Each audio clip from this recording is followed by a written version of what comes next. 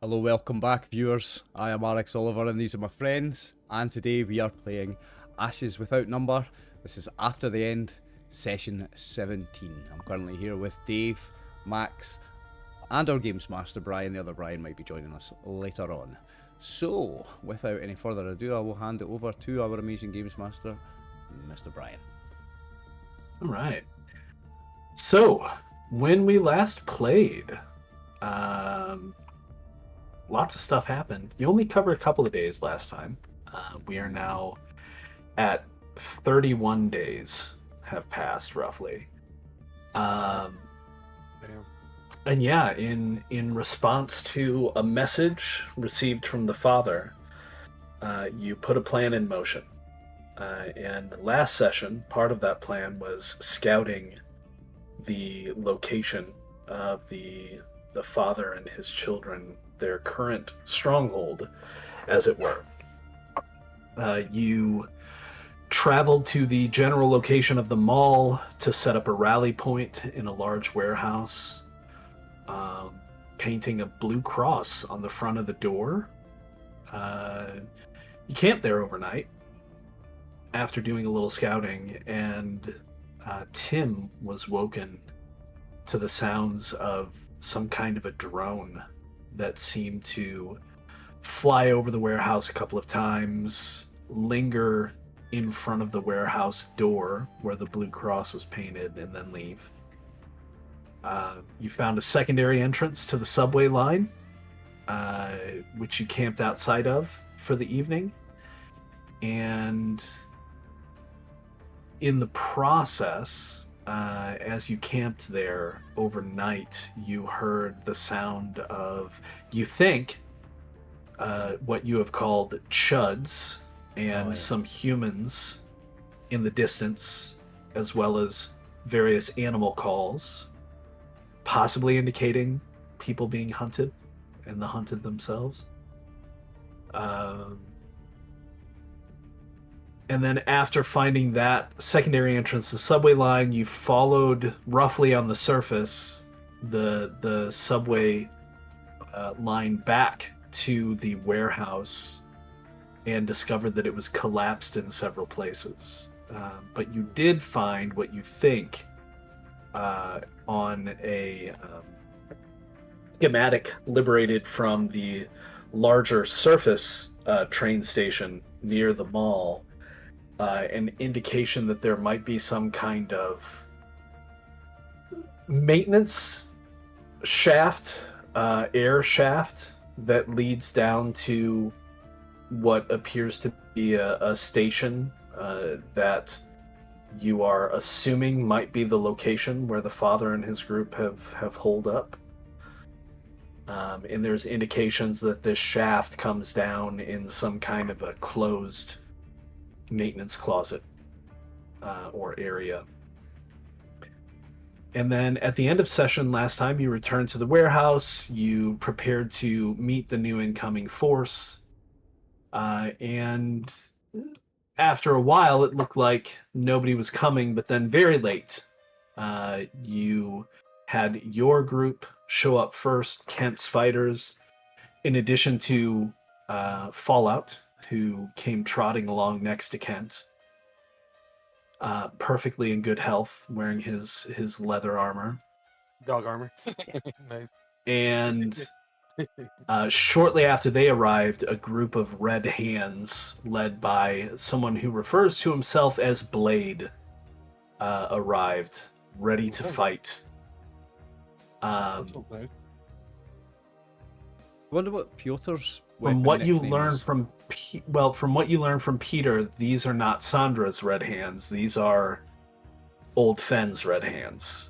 So Old Fenn, while largely having been antagonistic to you, must have seen the value of fighting back against the Church of the Red Hand, or the Church of the Father, and his children. Must have said in one of the videos, the enemy of my enemy is my friend, because someone in the comments has wrote, the enemy of my enemy is also still my enemy, which is another famous quote. Yeah. So, We find ourselves in the warehouse. It is currently, open up my little calendar here. It is 12 a.m. the morning of March 3rd, 5 years after the end. No, it's March 6th. I was wrong. I did some wrong calculations last time. It's actually March 3rd because So we I started was on right. February 4th. Uh-huh. Yeah, I had lost 3 we days. started at, I said it was the 3rd. Yeah. I was right. yeah. You were right. You were right. So we're the 3rd now, March 3rd. Correct. 12 a.m. So it's early morning. Just starting the day, or maybe it's like the late shift, right? So technically you'll have some time to talk to them, but everybody's gonna want to get some sleep before they wake up in the morning, ready to do stuff. So let us repair to the warehouse, which I have set up for you.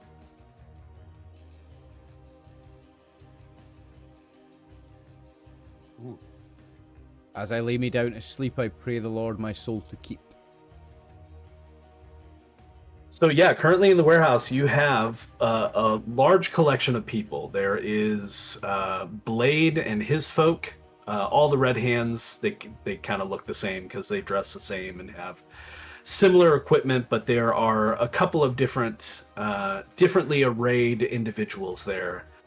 And they all have been going by names of various weapons in their interactions with you. None have given a full name, although some of them are old enough to have been from before, obviously, because it's only 5 years after the end.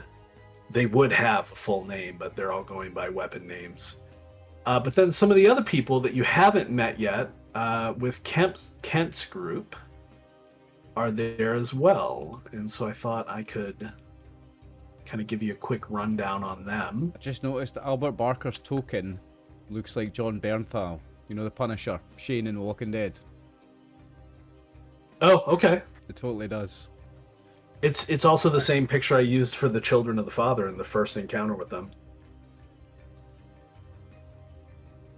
Shouldn't Not that they all Fallout, necessarily look the same. shouldn't Fallout be with our group rather than Kent's group? Or Well, have he they showed up with adopted him? Kent's. He showed up. No, with he it. showed up with Kent's group. I mean, you guys, this is not necessarily where you are in the warehouse. I'm assuming some of you are mingling, although the Red Hand group tends to kind of keep to themselves.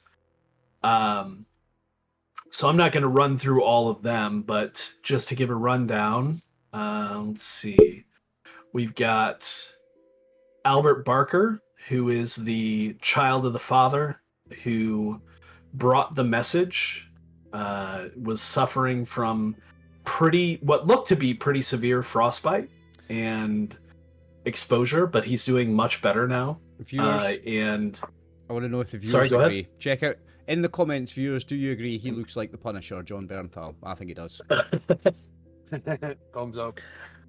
but he's been equipped very lightly because there might still be an issue of trust. He is carrying a spear, but he doesn't have like a rifle or anything like that. So, but he is here. He wants to fight.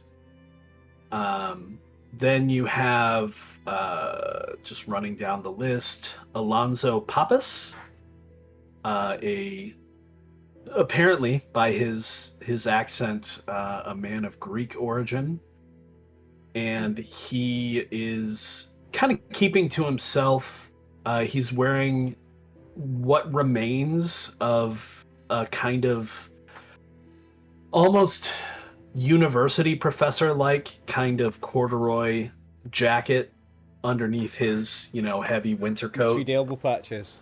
Yeah, with the patches and Yeah. everything. Obviously, it's very threadbare at this point. He's not wearing glasses or anything, but his kind of staring into the middle distance occasionally might indicate that he does have a bit of a visual problem. Maybe he broke his glasses at some point or another.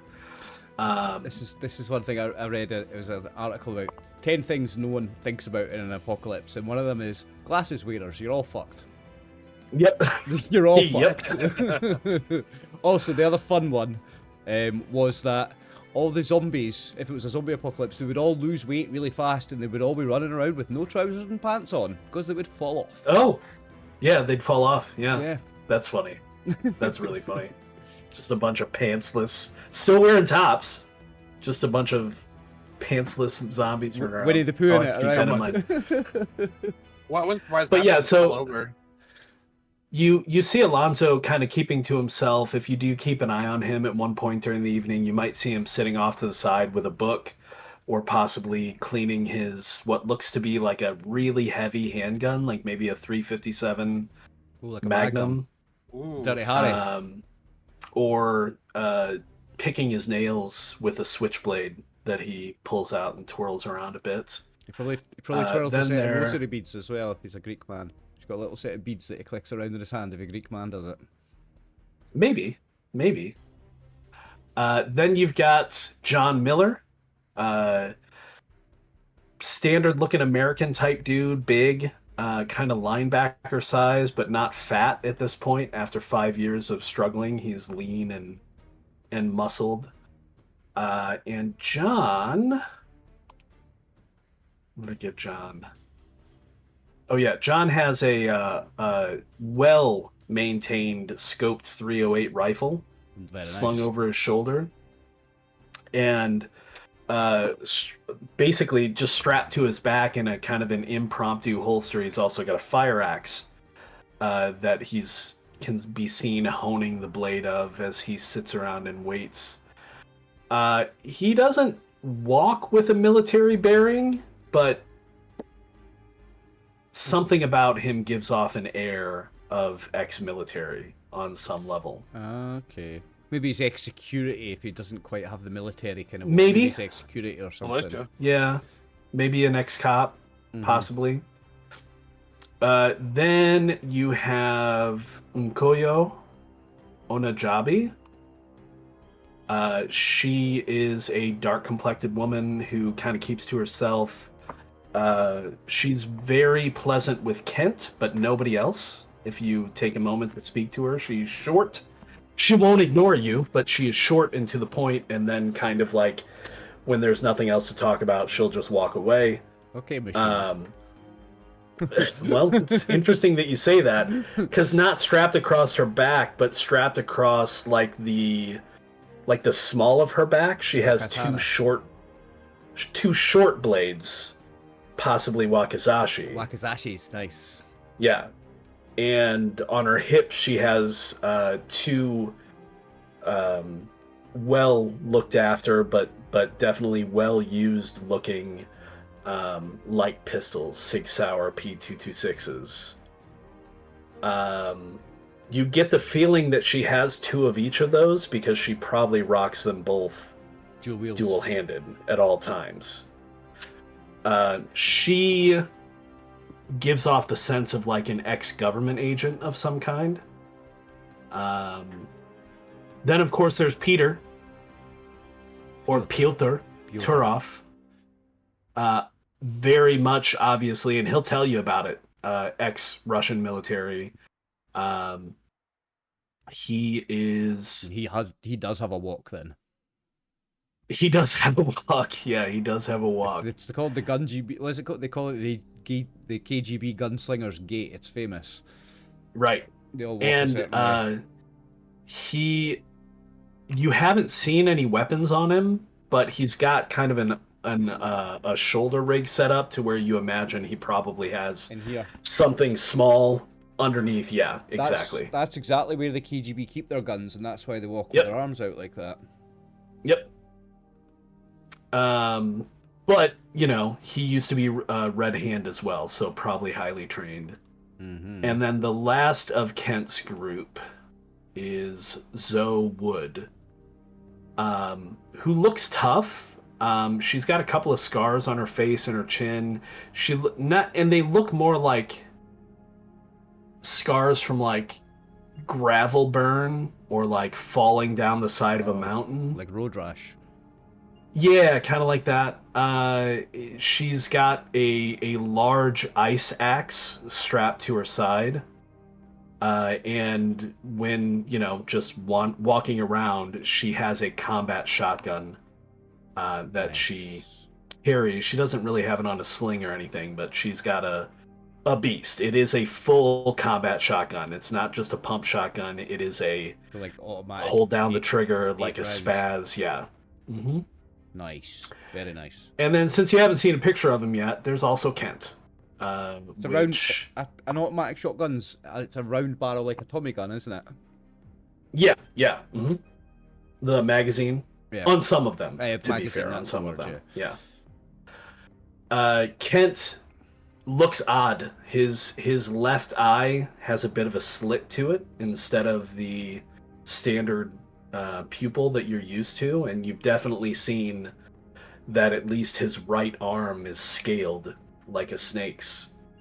Doesn't appear to have a ranged weapon, but he is carrying that fucking god-awful big scrap blade that you've seen him show up with just over his shoulder. I think somebody in the last session was like, "Oh, is it like a Buster sword?" I mean, kinda.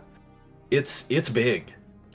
But aside from that, he's wearing splint mail or scrap mail. And yeah, everybody is. They look ready for combat, and of course Fallout. But you've all seen Fallout before. Tom Hardy a little bit that one, eh? I think so. A little bit Tom Hardy about that one. Yeah, 100%.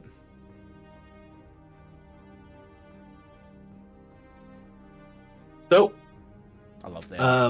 Awesome. Well, I would suggest that we brief them quickly on what we found in our scouts. Okay.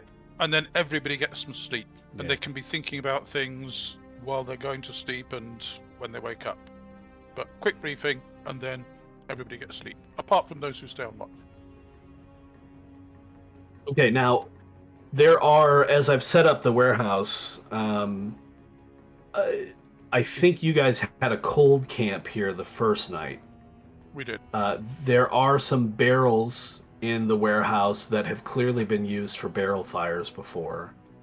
So if you wanted to have a warm camp, you could tonight. You've got 20 people here, so I don't know that there's much a concern about having a fire, but it's up to you guys. We've got the safety in numbers now. I think it is better to have a hot camp tonight. Oh yeah. Well, the amount of heat that 20 people are going to put out, anything with infrared is going to see them. So It's going to pick us up already anyway, isn't it? Yeah. And Okay. I mean, I feel like what I would suggest is that the senior members of each group be on the last watch before dawn to talk through. the final okay. planning stages. What we've revealed. I think a before hot they go camp. to sleep. Hot camp's a good idea for this because it's the last night before we go into a big battle. We can eat hot cooked food. It'll be good for people's, not just their metabolism, for to be But healthy morale. and full of food and energy, but for morale as well. A nice hot cooked meal all together. And that fucking idiot with the harmonica's not here, so that's happy days. He's talking about himself. Hey, should we Good call idea. Fallout over and get a check over him, make sure he's good? I mean, because I know he's okay. Yeah, I but- mean, Fallout will come over to you guys immediately. Like he seems happy enough to be traveling with Kent's group, but you definitely, when he sees you, you see his tail wag. Yeah, If you call him, he'll come over. Yeah, I think I would He's call. I'll like, call over come to him here. to say, have us check him out. Yeah, he seems healthy. So whatever medications were given to him help him get over and then he had a few days rest, so Excellent. he's good. Love to see it. And in fact, I've given him an additional level. Ooh. Fallout is now level 4. Oh, Well, 4 nice. hit dice. If you're wondering about all the people you'll be controlling, everyone ranges from 3 to 5 hit dice, depending. Okay. So they are relatively close to your ability in terms of being able to handle things. Okay. Not that obviously they're going to tell you that because nobody here knows what hit dice are, but you know what I mean in terms of Yeah, they're pretty tough. for your planning. They've been surviving in the same wasteland for 5 years. They've got about the same Right. experience as us. Yeah. Right. Well, and the way I've been kind of handling this is, unlike D&D, where, well, modern D&D, I should say, where everybody is so consumed with balance. Here, it's more like I just want things to be interesting.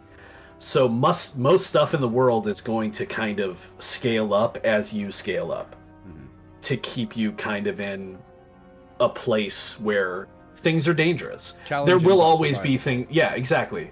It'll be a challenge, but not beyond your ability in most cases. At any rate, so yeah, if you guys want to sleep and then at some point have Blade and Kent be awake with the four of you to have a discussion before you head out in the morning, you can do that. Yeah, so the Oh, I guess I should roll to see if there's an encounter overnight, so shouldn't the four I? of us with Abigail plus Kent plus him. That was close, but no encounter overnight. That's a relief. Well, we got hazardous weather, but we're not exposed. Oh, that's funny that it rolled it as Blade, because I had him selected. Okay. Did you get? Wait, you got hazardous weather. Why? Why is it hazardous Party weather? exposed, yes. Hazardous weather. Things have shifted for the Oh, worse. hang on. Let me delete that because you weren't exposed. I shouldn't have even hit yes. Let's roll that again. Watch the one come up. Oh, okay. So you still had hazardous. Oh, wait. Oh, I hit yes again. You're not exposed. Gosh darn it. No, the party is that what not the minus exposed. one is? Yeah. Aye, okay. Yeah. Yeah, okay. Okay, there we go. No encounter. You're good. I take it 1 and 2 Okay. are encounters, right? Yeah, so it's 1 is an encounter, 2 is hazardous weather. Right, okay. And you're at -1 if you're exposed to that roll. And 1 minus 1 is 1, or 1 minus 1 is 0? If you roll a 1, -1, it'll just be an encounter. Yeah. Yeah. Right, so yeah. First thing in the morning, I guess we're all up earlier. So we're taking the Yeah. So we're sleeping first so that we can be up for the last watch. Cor- And then on the last correct. watch, we'll Yeah. do the final tactical talk. The 4 of us with Abigail, plus Blade, plus Kent. Yeah.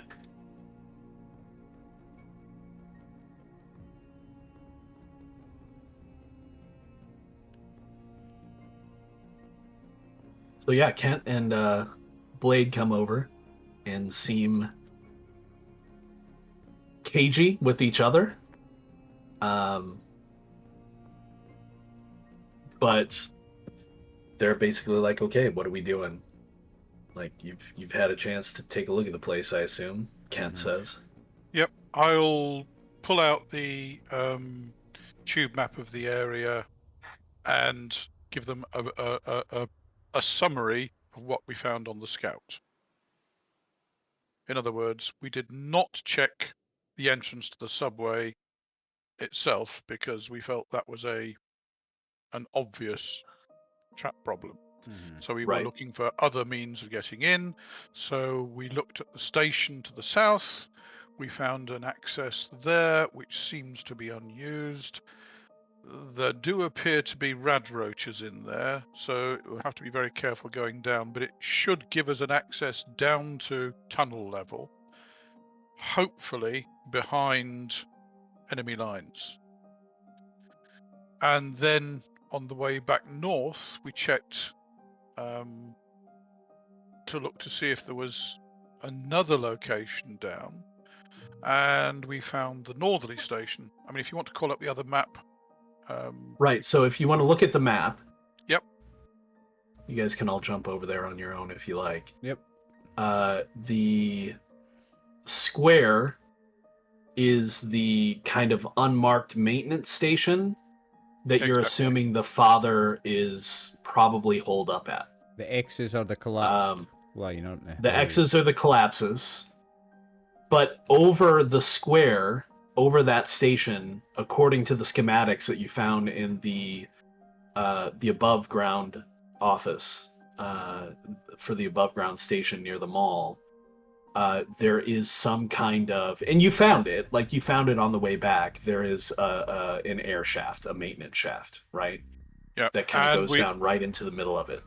and we found evidence of smoke coming up out of it. Correct, Carbon yes. carbon on the grills. Yes, we Yep. did. So that's So it a indicates that there are fires being used down there, so it is inhabited. Mhm. Yes. Someone's burning So- something. So it's a possible access route. I mean, the Correct. main attack, I would suggest, we go down the station entrance, make our way up to the junction. Oh, to then the junction.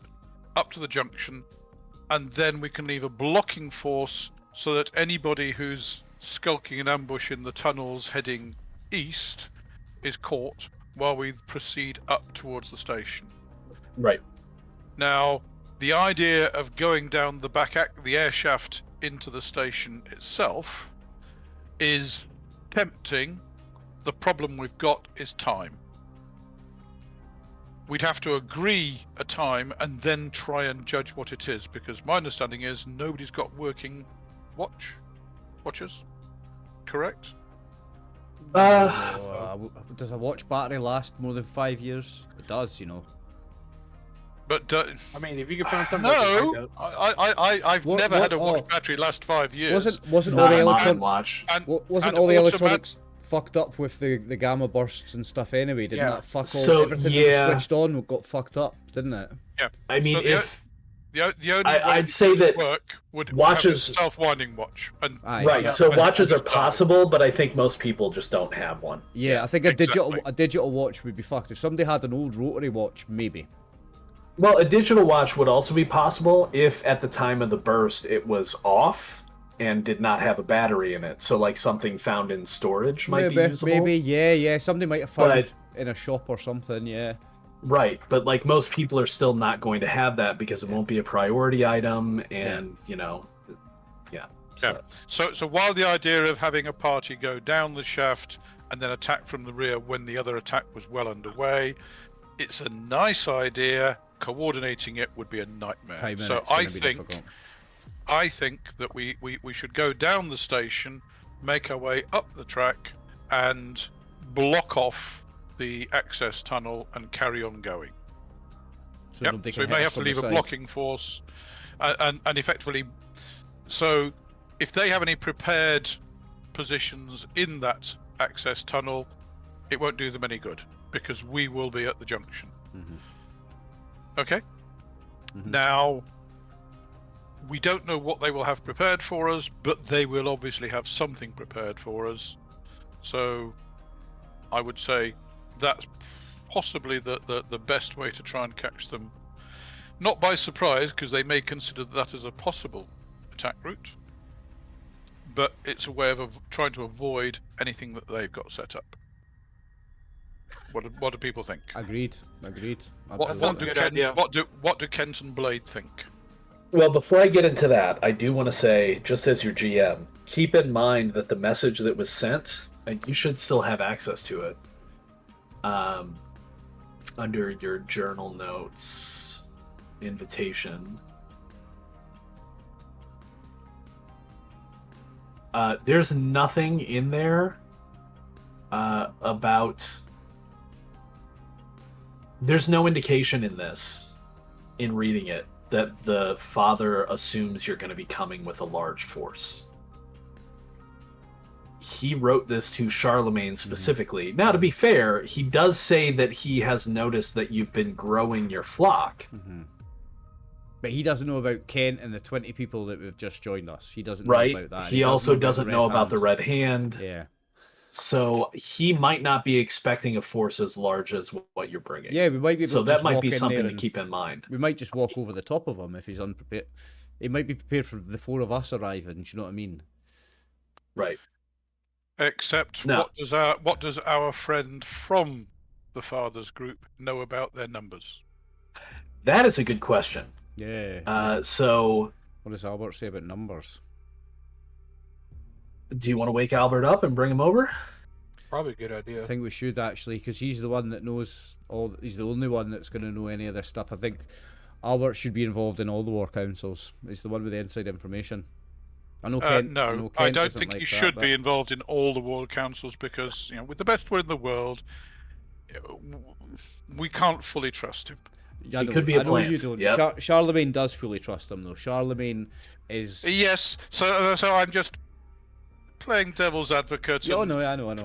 counselling concern. Charlemagne is, Okay, is too so- trusting. He's too trusting. You're right to be cautious. Charlemagne's wrong to be too trusting.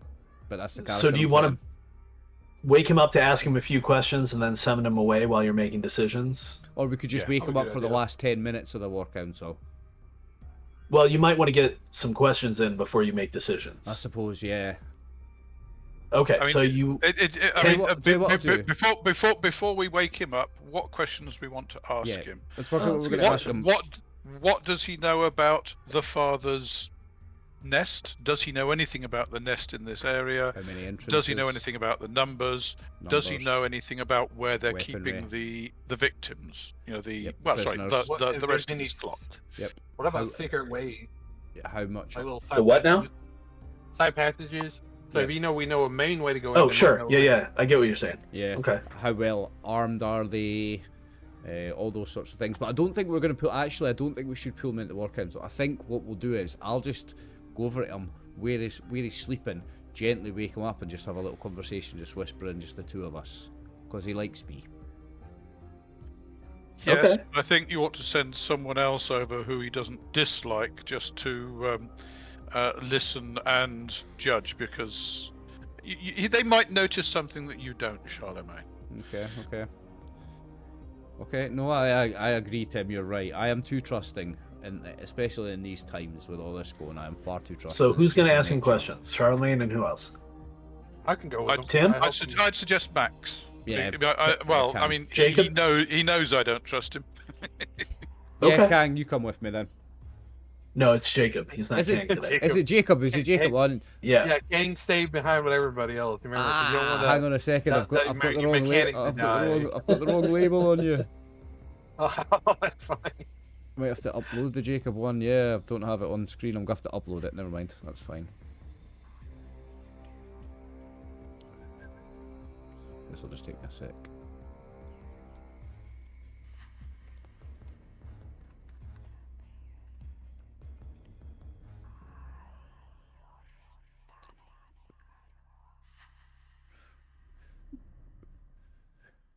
While they're talking, I'll ask Blade whether they've had any problems with rad roaches. Crunch. Rad roaches. I mean, they're kind of all over. Wait, you mean the big ones, right? Yeah. Oh yeah. Yeah, I mean, we've seen a few here and there, but I wouldn't say we've had trouble with them. We just, shoot at them, cut them up, send them away. A couple of our folk have been eating them, too. Well, I'd suggest we don't know how many of them are down there. If we see any, we just sidle by. I mean, if they cause trouble, fine, we deal with it. But we're not here to take them out. We're here to take the father's team out. I don't think they'd be too much of a threat. I think if we were to shoot at them, they'd probably fly away. I don't think they would be aggressive. I think they'd be more scared of us. I mean, they're large. They might be aggressive if you're near a nest. Better take safe than sorry. Are they like True. poodle size? I can't remember. They're the size of a cat. I weren't mean, yeah, a cat to a small dog. they? Shit. Yeah, At least the we- one you saw. Yeah, we saw that one kind of crawl out from underneath the It was the vending drinks machine. wasn't it? Yeah. So Kent is listening intently as you're talking to Blade about this, and so Blade is like, so you want us to just leave him be? You want me to tell my guys, like, don't shoot at him, don't stomp him, just walk past? Yeah, I think we need to keep Okay. quiet. Conserve ammo, keep quiet if we can. I mean, obviously, if they become a threat, you have to deal with them, but let's have as few fights as we possibly can on the way to the fight. Conserve, Okay. energy, I mean, conserve ammo.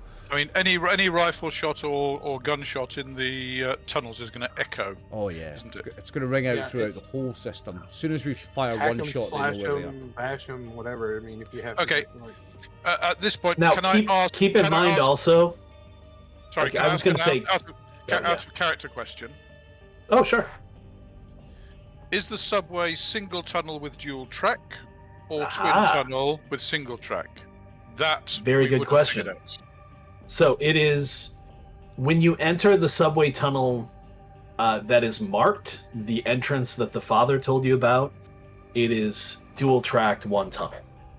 But if you'll recall, when you walked in a bit to kind of get a gauge, it very quickly split into a dual tunnel single track system. Now, is there going to be a maintenance tunnel in that in between bit? That whole thing will be a maintenance tunnel, won't sometimes.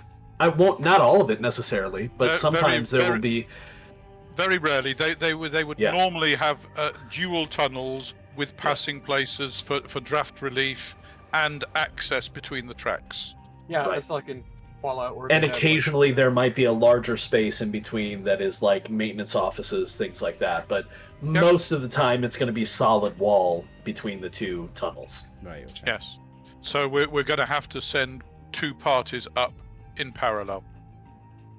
Well, that's assuming all the tunnels are intact. Agreed. One of them might. So, I will also. What was I going to say before? That was a good question.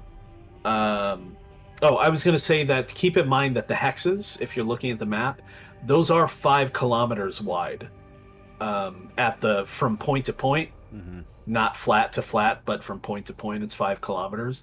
So the spaces that we're talking about here between the main subway entrance, the subway station that you found, and then the shaft, they're not small, right? So you are going to be traversing some significant length of tunnel, whichever method you use.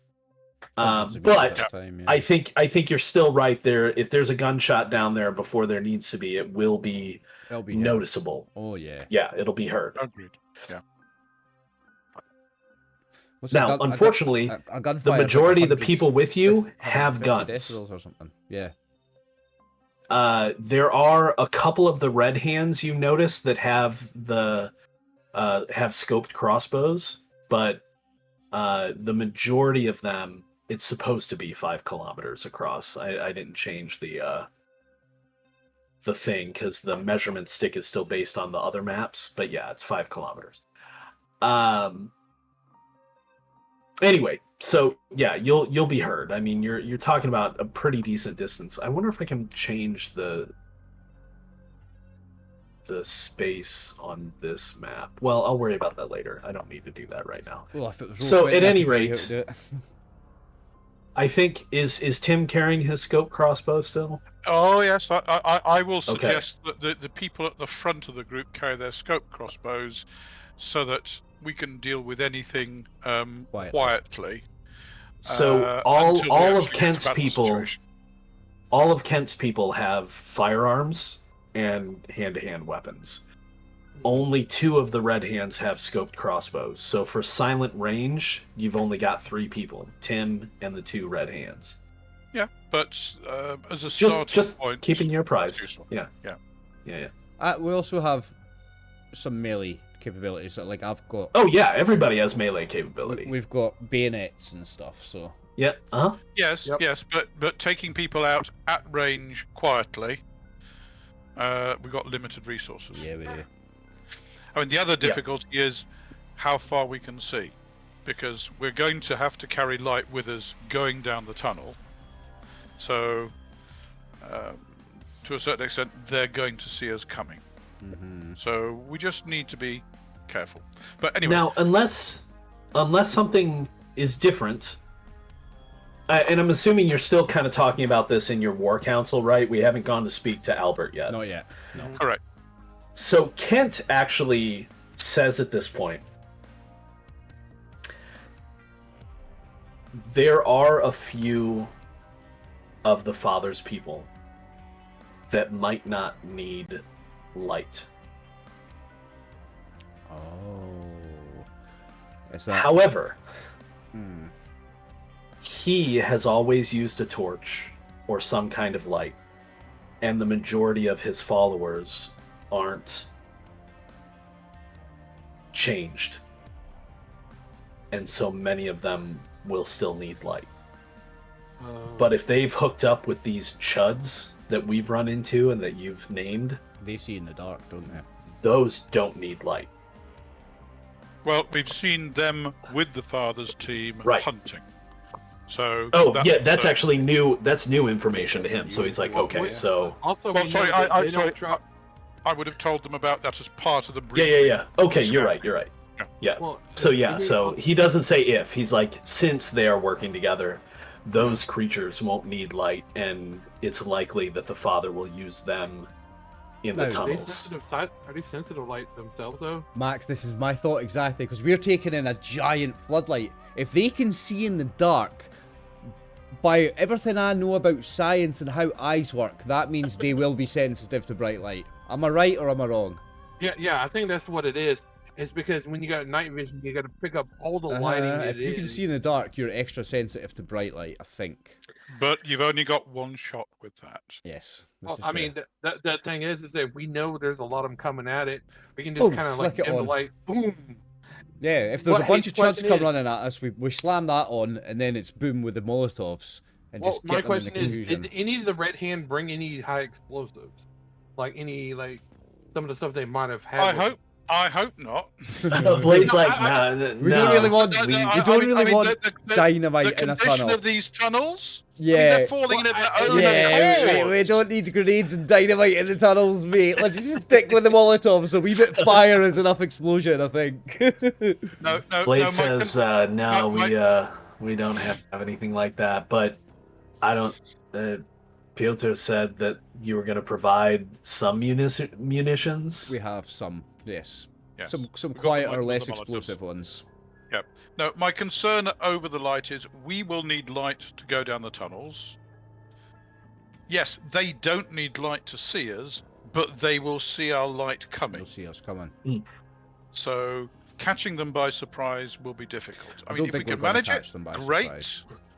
I'm hoping that if we can get to the junction with the tunnels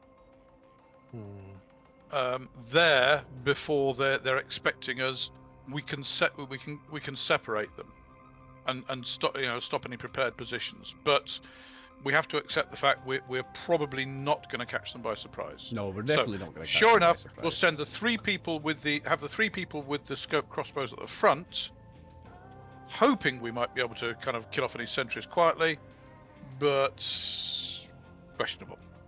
I think Also- So at this, Kent will offer. He says, "Look, I don't know what kind of turning or twists we're going to be looking at in the tunnels down there, but I don't need light." And Abigail at that point reminds everyone that she has night vision goggles. Yeah, that's what I'm saying. I think Abigail had the night vision goggles. So. Yep. So between Kent and someone else equipped with the night vision goggles, you could potentially have a forward We could have a scout. scouting pair Mm-hmm. if you wanted to. Abigail and Kent. Well, what we wouldn't have? Is- Would we have Fallout with him because he has a great sense of smell as an animal? Maybe I we mean, smell him? Yeah, I'm assuming you're bringing Fallout with you because he can fight, but like Dogs he can't see in the dark. don't they? And the problem with the smell is if this is their nest, then it's going to have their scents all over the place. It's not like That's tracking true. something. Yeah. Yeah. Yeah, How's, Fallout- how's, Do dogs how's not see in the Abigail dark? with a scope crossbow? I think she has a shotgun. I think Abigail has shoot. Well, she does, but hang on, let me pull her up. But how is she with a scoped crossbow? Yeah. Probably good. She's Checking. Probably, really good. probably as good as any of us, to Good. be fair. Yeah. She's deadly with melee, and I think she's pretty deadly with a gun. Mm-hmm. Oh, she what? Why does she have a scoped crossbow? She does. Abigail's the She hardest has man one. in the group. So she's pretty good with a scoped crossbow. She has one. Yeah. She also has her shotgun, but yeah, she's got a scoped crossbow as well. Okay, fine. I mean, I took the scope off mine, so it's on my rifle. But Yeah. Yeah, I've got a scope on my. Now, if one of you wanted to take that forward movement, like we could give Tim the night vision binoculars if he wanted to move up with Kent. I would say probably better for him to have it because he's more of the hunter. Yeah, because I mean, like I think Yeah. Tim is going to be Yeah. better at stealth than Abigail. Oh, definitely. Yeah, but what is we get Abigail with us is more a defender. She's better at the defender killing shit. Right. But Right. he's more of a hunter. Okay, well, if So it's somebody up to can you. lend, so if I can borrow Abigail's scoped crossbow and she has my modern crossbow, that will give me an extra edge. Okay, so I Tell have a you light what. on my gun. Oh, and we have extra bayonet, so we can put a bayonet on your crossbow that you're getting. Because I know we had a couple made before. I don't know if a bayonet works on a crossbow. I don't know if a Bayonets crossbow... are for No. rifles. I don't know if not a for crossbow's, crossbows. a crossbow's Yeah, not not a sturdy enough crossbow. to hit someone with for a start, and it's going to throw the balance right off. Bayonet's not going to work. on Okay, a so crossbow. I'm gonna try and do this. I think I can do this between your two character sheets. So move scoped crossbow. Yep. So you should have right scoped crossbow now on Tim. Okay, that's fine. Do you have it? It has appeared on my sheet. Yes, thank you. Okay. So I'll delete it from his.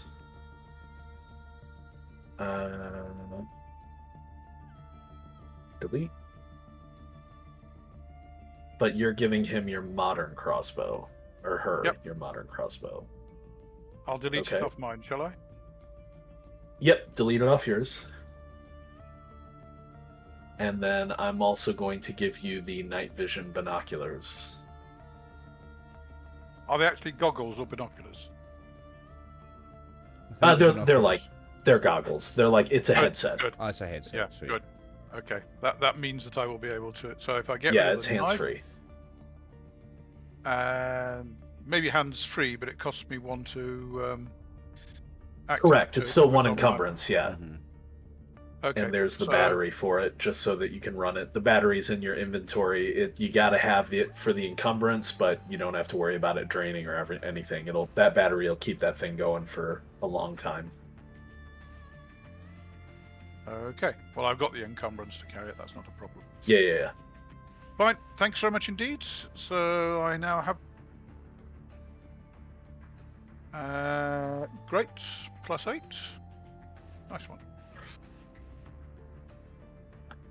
And I've got Abigail equipped with the modern crossbow in case you guys do get into some trouble in the main group. So Kent doesn't have a ranged weapon. He doesn't want one. He says he's good. Okay. In that case, Kent and I can scout ahead. But he does indicate that he can put. So he's trying to be cagey, and if anybody wants to call him on it, you can. Well, he's a mutant. No, Yeah. I'm letting him be KG. Okay. I know Well, what I know, given- I know what he's getting Gi- at. gi- Yeah.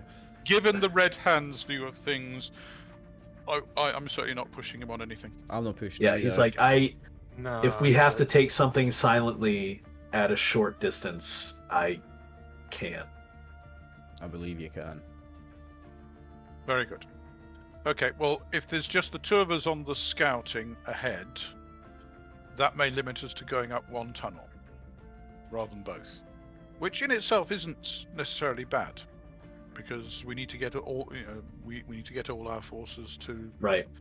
the connection point. It's just we don't know what the layout of the junction is. Right. That's the problem. You don't know. Yeah. Unless you talk to Albert and he gives you some Exactly. information that you trust. So Yeah. do we want to do that now? I think so. I think that would probably be best. I mean, Okay. professionally speaking, some junctions like that have crossovers so that you can move trains from one track to the other. So effectively, it's a cavern at the crossover. An X. But Right, We'll see exactly. what he says. We'll see what he says. Over to Jacob and Charlemagne. Yeah, I'm gonna assist Charlemagne any way I can. So we'll just sit down Okay, next to him. so- I'll just sit down next to him where he's lying and sleeping, so he doesn't have to get up. He can just talk to me while he's lying down if he wants. He's like, what? We're just going over the plans for the big move, Albert, and I just wanted to ask you a few questions just about the setup that we're expecting there. Did you bring the map with you? Yeah. Okay. So he's like, oh, okay, I'll help however I can. Well, I mean, we just want to know, like, what kind of numbers are we dealing with for a start? How many men are there? Oh, men? He Well, says how in many a questioning tone. How many fighting people are there? How many fit fighting adults? Well, the father's been making deals with these really strange people, and there's lots of them. Yeah, you mean I don't know if they're all there, but you mean the people that are not quite people, the monster guys, the chuds. You mean those guys? There's a lot of them, right? Okay. yeah, they eat like the father does. Mm-hmm. But what about people? How many people? Children? Yeah. Well, we just moved in there, and he'd had some success recruiting people from the Taken. We were up to 20 before he sent me. And these chuds, these monsters that he's allied with, what exactly are these chuds loyal to? Are they loyal to him? Are they loyal to being fed? Are they loyal to being safe? Are they loyal to each other? One of them that the father was speaking to, it spoke back. Oh, there's an intelligent one. Ooh, that's not good.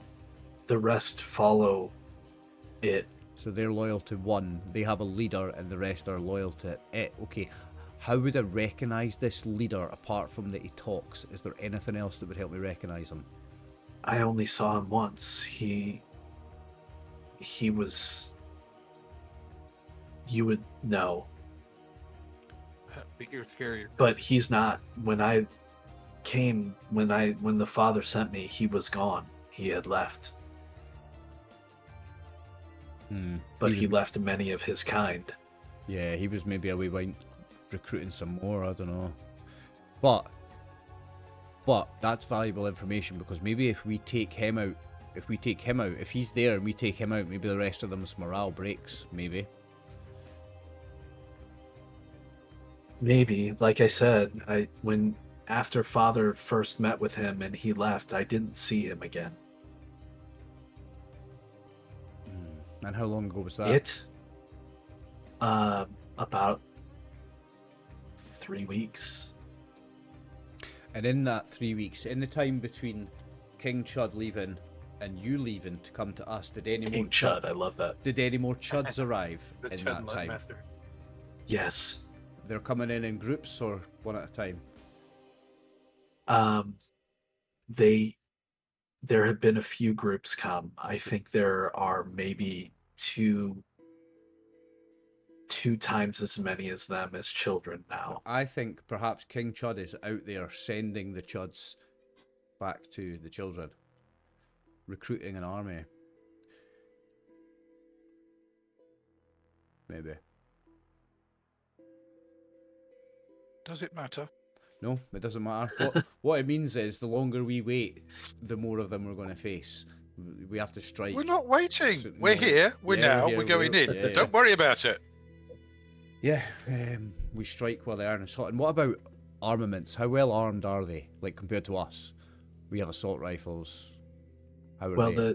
the Chuds, as you call them, they're feral. They fight with fang and claw. There's The children, I mean. well, but you have to understand there are two kinds of the kind of Chud that I've seen. Right. There's smaller, weaker ones, and there are a couple of bigger ones. Maybe for every 3 smaller ones, there's a bigger one. Well, the bigger they are, the harder they fall.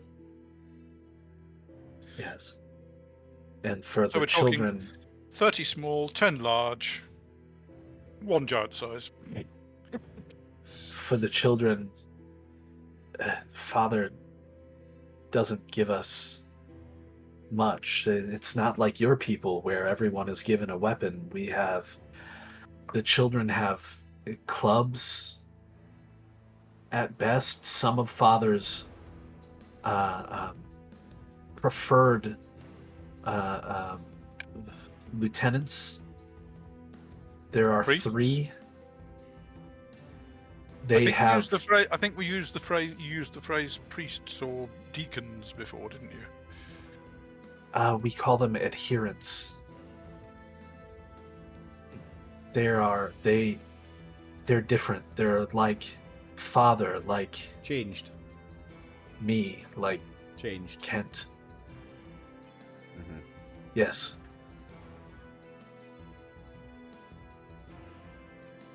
Every piece of information that you've given us, Albert, has been absolutely priceless. We wouldn't be able to have the confidence to take on this evil man if it weren't for the information that you've provided. You've done us a service, and you've done all the survivors in this wasteland a service. You've done more than you know, Albert. You've done more than you'll know. He has to be taken down. He's not. There has to be. I thought he's all there was, and then I saw your people, and That's it, Albert. he has to be stopped. We don't have to live like that. We're still people.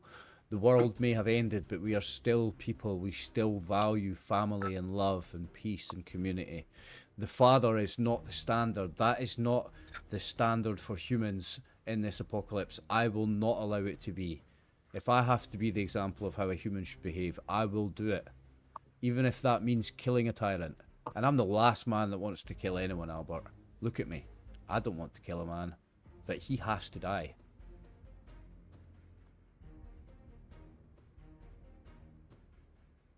Do you have more questions? Jacob, anything else? Anything I've missed? Yes. The layout. I think you wanted to ask him about the map. Yeah, the layout. So the layout. So does he know? Yeah. Does he know about where each tunnel meets each tunnel? Is there any extra entrances into the layer? Whereabouts should we expect him to be? Will it be trapped? All these questions. So, just to summarize, rather than having to role play out every scrap of information that he gives you. Well, let's put it this way. When Charlemagne comes back and doesn't have the information we sent him for, we send him back again. All right? So you may as well give us the information we asked for. Right. So he says that the tunnels are collapsed here and there. There's been a lot of damage to the underground. Father is, he verifies, in fact holed up in an old, partially ruined substation. And when you show it on the map, he says, yeah, that's probably roughly where it is, right? So the square that you have on the map does seem to indicate where the Father is holed up. How many entrances? He says that the Father is aware of the station south of the subway tunnel, the circle, but there is a massive infestation of bugs there that the Father doesn't want to engage with. So like Do you ask him any questions about that? Is that the giant big roaches, is it? Yes, there are several hundred. Oh. I mean, They're in the walls. Oh. I mean, you guys have used those as a food source. How is it for eating? Is it all right? Sorry, Charlemagne, you are nowhere near the Red Hand, and he's not said that. Yeah, they they haven't used it as a food Oh source. no, they haven't. Sorry, yeah, it's The red hand. It's the Yeah, red yeah. hand that did. Sorry, my mistake. Pretend I didn't say that. Okay. He's like, so Father has not wanted any of us to go that far. I think he believes that the swarm will keep anyone out of that entrance. There's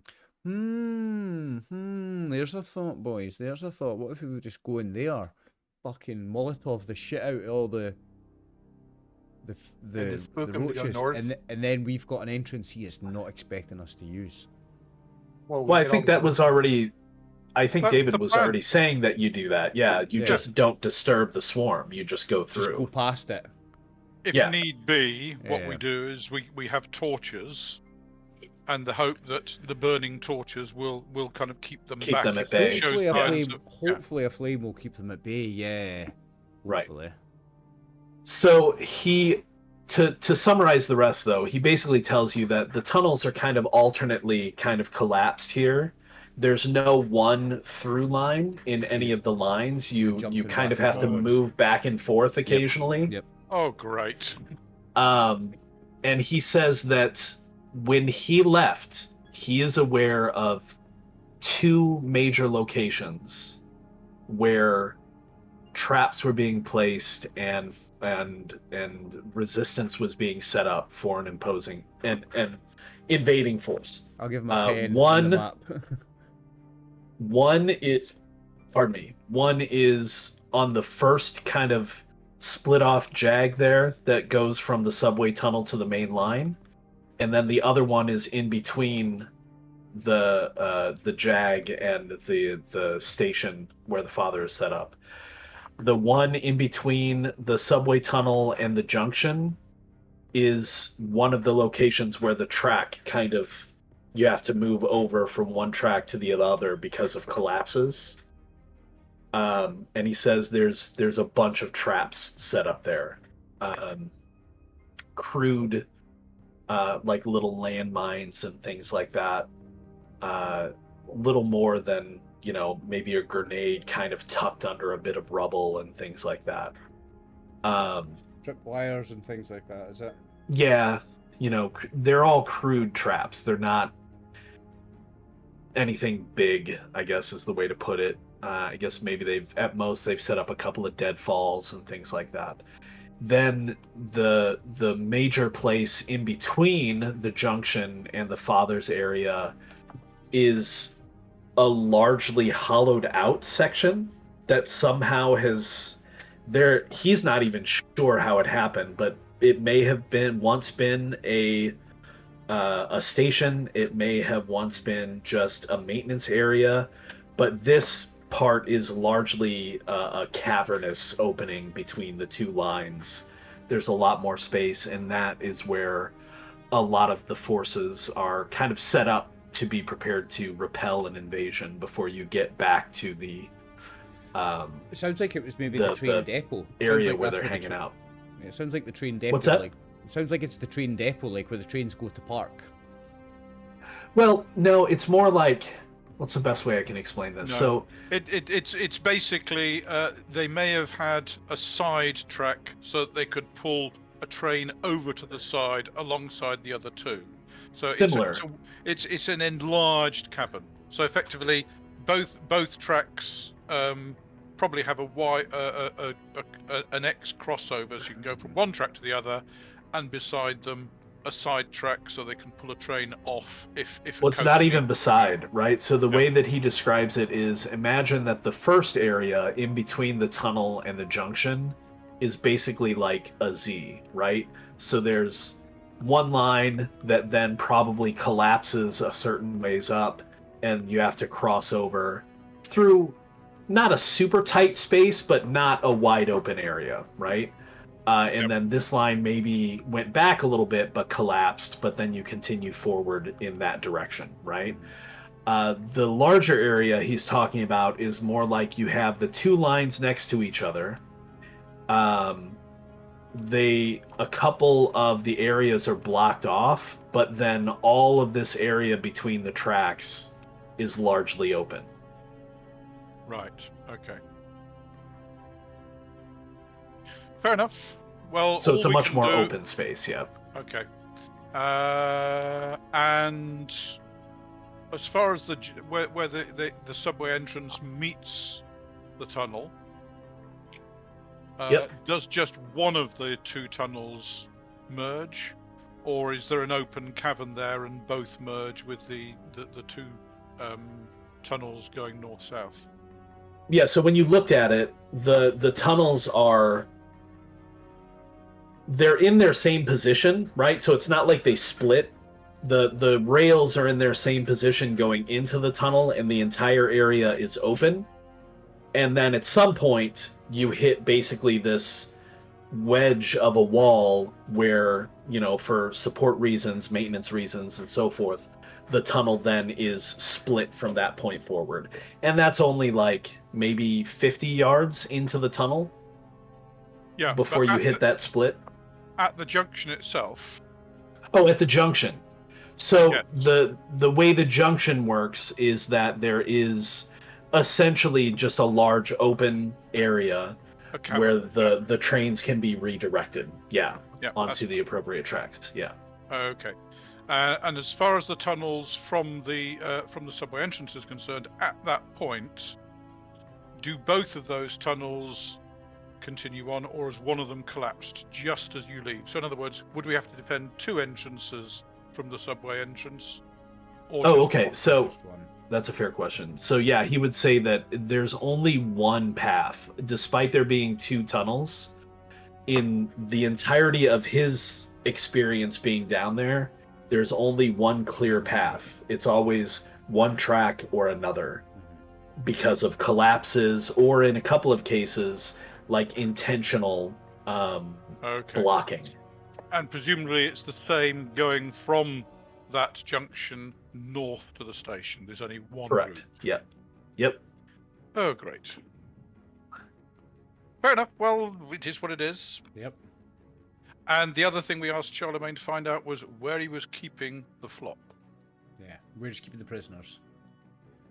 Oh, so he refers to them as the Taken. The Taken, right? And the Taken, he says, are being held in several different rooms. Depending upon the size of the room in the area, and he's old enough, obviously, to have been around before the end. So he says, it looks like one used to be like a food kiosk, and then 2 more like little shop kiosks. He's also using the elevators that go down to a lower track, as the elevators aren't running, but he's using the elevators as like cages, essentially. So all of the Taken are being held in a couple of different enclosed spaces, like cages. Okay. And presumably the children are guarding them rather than the chuds. The majority, the children are largely using the station as their hangout, essentially. The chuds, he's never seen a chud in the station. We'll just call it the station. They're kept in the tunnels. They're basically patrolling and protecting the tunnels. They're the guards, yeah. Okay, so it's basically fight the chuds and then make our way to the station and try and deal with the children when we get there. Okay. So Charlemagne comes back and reports all this, yes? Yep, I'll just debrief to the guys. And we thank him for getting the information we asked him for. First time as well. I never had to come back and get my ass kicked. Fucking idiot priest. Go back and ask him the rest of the questions. I am a priest, I am not a general. Okay, well, I mean, my idea of going down the station, the cockroaches could be a problem, but I suggest that we use torches if need be to kind of fend them off and persuade them not to attack us. But if there's if there's several hundred of them, I kind of look pointedly at Blade. We don't want to start them attacking us, do we? And if Albert's information is correct, by starting at, we'll call it Bug Station, and heading north, you can essentially bypass one of the areas, the heavily trapped area, that is kind of the first line of defense.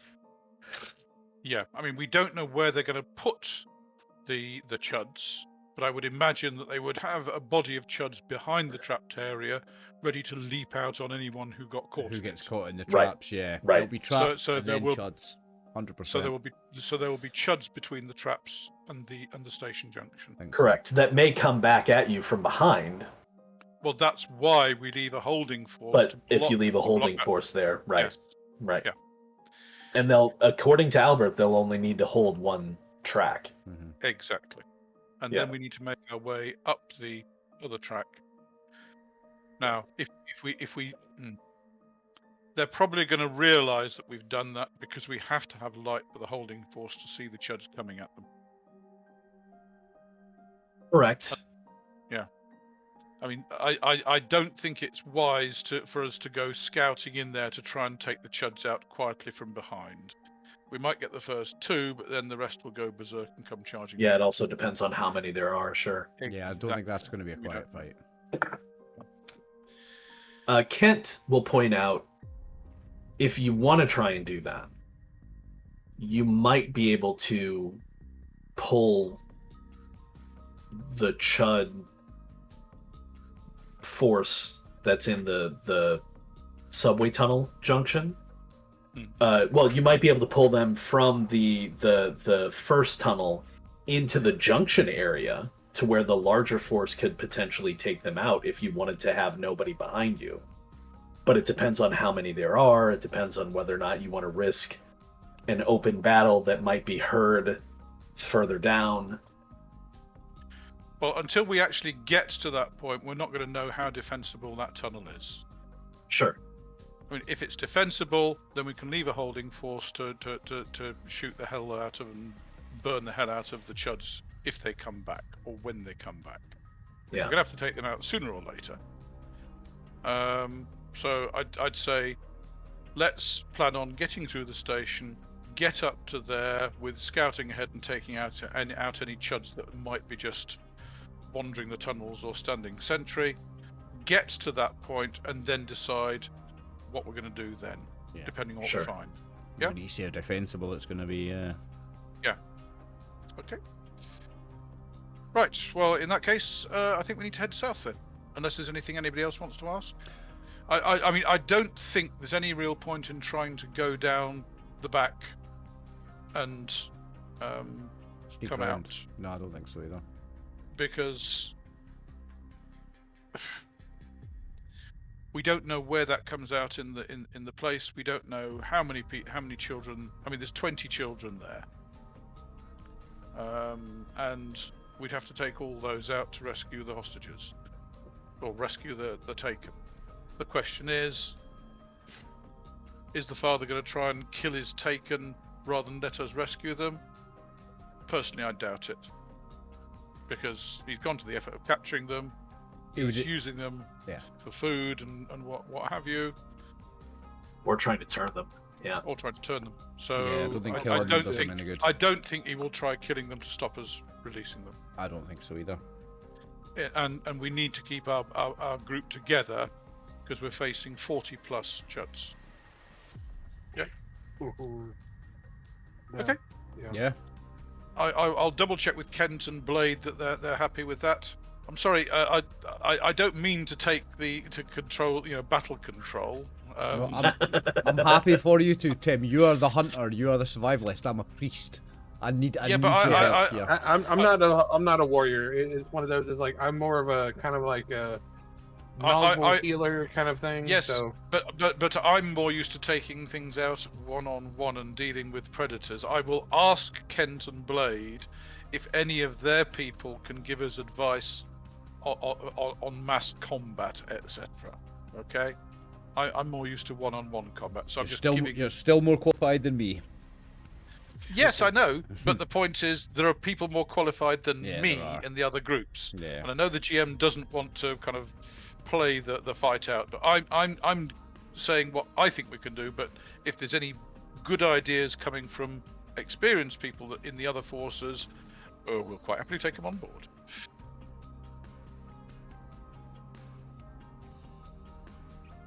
Hang on one sec. So, yeah, I mean, they're certainly willing to talk with you, but I'm reticent to allow you to take their military experience because this is your game. This is your party. Yeah, that's fine. That's fine. Okay, well, in that case, let's progress on that basis. We now need to head south, try to avoid any encounters. So I suggest we have scouts ahead just to make sure that the route is clear and deal with anything that might give us away. Get to that station, and then we'll go down the station and see where we get from there. So we have to travel south 1.5 hexes, effectively. Correct. One of which you've already scouted. Yep. So it's going to take you one shift to get through the unscouted hex and a half a shift to get through the scouted hex. Okay. Which, if you leave in the morning, is going to put you there moving into the late afternoon, evening.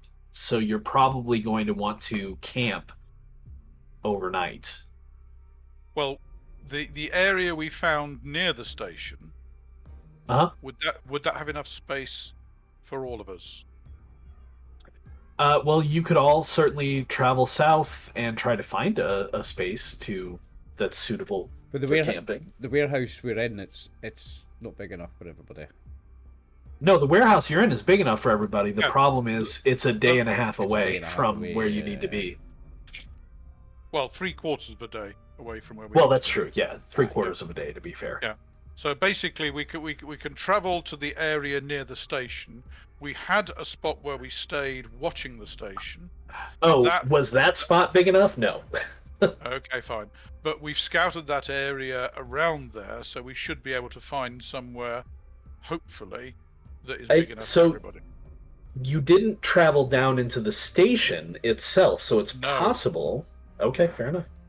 No, we did go down into the station. We went. You didn't go all the way in. You didn't no, go no, down no. to the platform. No, No, we Right. just looked down. We just didn't went we? down to office level. Yeah. Yeah. Yeah. So you could potentially, from what you saw from the top of the stairs, it looked like the platform was intact. Mm-hmm. So you could potentially camp down there. The question Yeah, is, do you want in to a deal with the bugs? infested area, no. Yeah. I mean, keeping them away as we're going through the station, fine. Well, we're sleeping. But different Camping there stories. for a long But period, I camping gotcha. I'm there, just saying. No. So I think we find somewhere on the surface near that station. Okay. Yeah. So we need to get down there during daylight and try and hide our tracks because we know there's hunting groups come through there. Yep. Okay. So let's travel. Now, if we are going from the planning stage to the moving stage, I think that would be the time for the halftime break, wouldn't it? Yeah, we can do that if you like. But do you agree it's a good time for it? If you wish to break now, I'm perfectly happy. Yeah, to yeah, I'm good. invite I'm you good leader. with breaking now. Yeah, I need a halftime break. Cool, let's do it. And we're back for part 2. Let's do it. All right. So, actually, I just realized we're already camping in the hex just north of the explored hex. So technically, Here. all of that talk of possibly finding a camping space overnight is gone, right? Because moving into the explored hex is only going to take a half a shift. So if you want to start the assault today, you can. Okay. No time like the present. For some Okay. reason in my brain, I wasn't processing the map right, and I thought you had to travel through an unexplored hex. You're already in it. You Yeah, just yeah. need to move into the explored hex. Yeah, because we're here. Or scouted, rather. Scouted. Yeah. So, is that what we're doing? We're going to move down here and we're going to start our process? Yep. Head down to So- that station. It is, then, let me move the... We're going to take our walk into the Valley of Timer the Shadow forward. of Death. Right? Okay, so it's dawn on March the 3rd, 6 a.m., first shift. You guys travel into the Hex, and you, even traveling to the southern part of the Hex, you're familiar with the area, you can do so quite easily and get We to the bug station. And we hope Okay. we don't get an encounter. Right, let me roll that real quick, that's a good point. So, Are you feeling lucky? you are punk? not I'm hoping. exposed, you're taking your time. Oh, yes. Yeah, no encounter.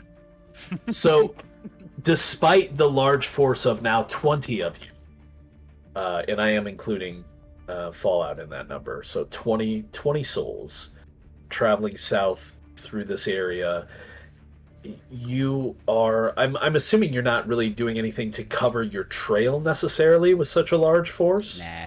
No, scouting ahead, looking for people who are waiting for us. We are not- watching for us. We are not worried Pick up about what's sure. behind us right now. It's all about what's ahead. The Lord walks behind me. So you don't see any indications of anybody watching, and of course, I would assume that as you're going to Bug Station to descend, I assume you're kind of giving the main subway tunnel, a bit of a berth Mhm. Oh, yeah, as yeah, you yeah. move around it. Very much so. I would assume so. You know, weather is as Pat on normal the today. west side. Pat on the west side. Yeah, weather is as normal today. Snow falling. gray overcast. You can still almost feel kind of the tingling heat of the UV radiation coming down on you, even through the chill of the snow. And your force travels largely in silence, perhaps considering what is about to come. As you travel, one thing we should probably do real quick is I'm going to open the warehouse back up, and I'm going to use that as my method for sorting people. What is that? Why is that there? Get out of here. You are. So what I would like to do is I'd like to separate people out into teams, because you guys are going to be controlling some of these characters, which I believe I can set on the tokens themselves. We'll see here in a second. So if we use each of you as team leaders, Charlemagne, Abigail, Jacob, and Tim, what I would like for you to do is Pick teams. basically pick teams, right? So you have 16 people to choose from.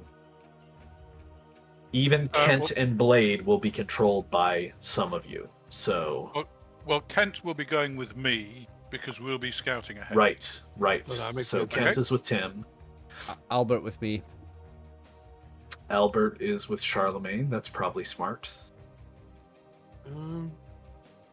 Well, Tim and Thingy don't trust him. I do. Or I want to show him that he's trusted. I'll take the red band, the red hands leader. Blade. Okay. Now, I've got one of my skills I want to use here while we're just heading out. So I have Sure. the very rarely used one, Beacon of Hope. Something about you inspires others, convincing them that a better future can exist. Once per session, tell an NPC something that speaks to their hopes, whether it's true or not, and they will believe you unless it's physically impossible. Proven false, it would put them in unacceptable physical danger. Now, I don't think this is going to give us any mechanical advantage. This is really just kind of for flavour, but I would like to tell Albert that his actions today are going to absolve him of all the sins that he's made while under the influence of the Father, and that everything's going to be okay. We're going to live a good life, and life is going to be okay, and we're going to get back to normal. And I'm just going to try to give Albert a bit of personal hope, and also just try to make him feel better about what he's done throughout this apocalypse. Okay. Well, if he's a fifth columnist, it might cause him to break out in guilt. There's the cynic. Okay, so as far as that is concerned, if I've got Kent with me, then he will presumably want some of his group to be with him. Because Kent's team will be much happier working together with each other than with the Red Hand, yes? Mm-hmm. Well, I think as group leaders, you probably would have had a discussion of splitting up the teams as evenly as you can. So I think what I would suggest is that everybody have 2 Red Hand and 2 of Kent's group. Okay, well, from Kent, the other one from Kent's group that I want is Michonne. Oh, Nkoyo? Nkoyo, I Right. want her. Just because she's cool. Yeah. Fair enough. I'll take Peacock. Well, you take Piotr. Who is? Max Tim taken or out. Jacob? No, Jacob. Jacob's taking Yeah. Piotr. As long as you Okay. get his name right. Piotr. I'll take John Miller. Okay. So that's 2. Well, I've got Kent plus 1. Should I take Kent plus 2? Because if we give Abigail one of the Zoe or Alonso, I'll take the other one. Okay. Okay. So we'll say Zoe goes with Abigail. And I take Alonso. No, you need some Red Hands. There is Aye, one you've not got any Kent red guy hands. left, So I'll take him, and then I'll. Oh, take I was sorry. I was Ah, considering my apologies. My apologies. Fallout yes, to be part of the Kent guys. So like Abigail and Jacob need to pick between Alonso and Fallout. fair You enough. want Fallout, Max? Sure. All right. So Alonso goes to Abigail. Fine. In that case, give me club Club? and knife. Knife. Okay. I'll take mace because that's a priest's weapon. Okay. The I club. know. I know. It's a lady's weapon. Pull it out of the handbag. Right. And there's enough for each of us. Don't tell Mace that. So this. Yeah, and then the rest of you each. So a comedy skit, and Charlotte. the girl was telling the guy, like, they were on a date together, and she's like, "Oh, well, just so you know, I keep a mace and a pepper spray in my handbag." The guy said, "Well, just so you know, you shouldn't tell me where they are." Okay. Right. So yeah, just split up the red hands. Doesn't matter who goes with who. I just wanted mace because of the name. Okay. Well, we'll just split them up like this, and then if you give me 1 second, I'm gonna make it so that you can control people. Okay. So I'm gonna give everybody access to the red hands because Okay. it's easy that way because they all use the same tokens. Okay. Let me, and then we're gonna double check to make sure you can access them all. So, all players, owner.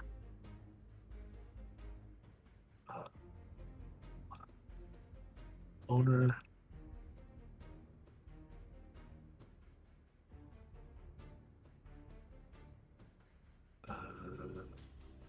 All owner.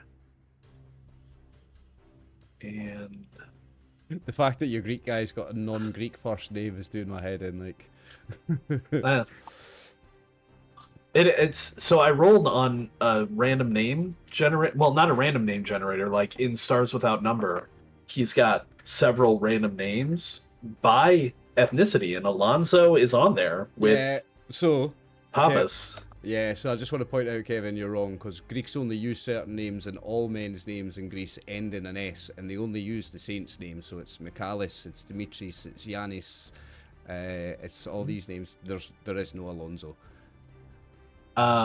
So can you all move the red hand tokens now? Nope. Yes, I can. Yeah, I can move mine. Yeah.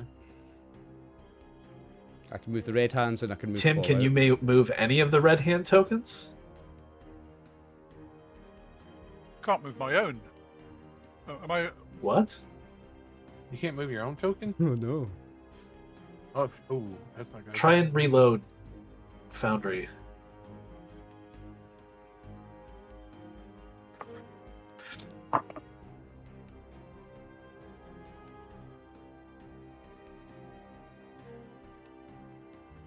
So, do we know which hand is which of the ones we got control of?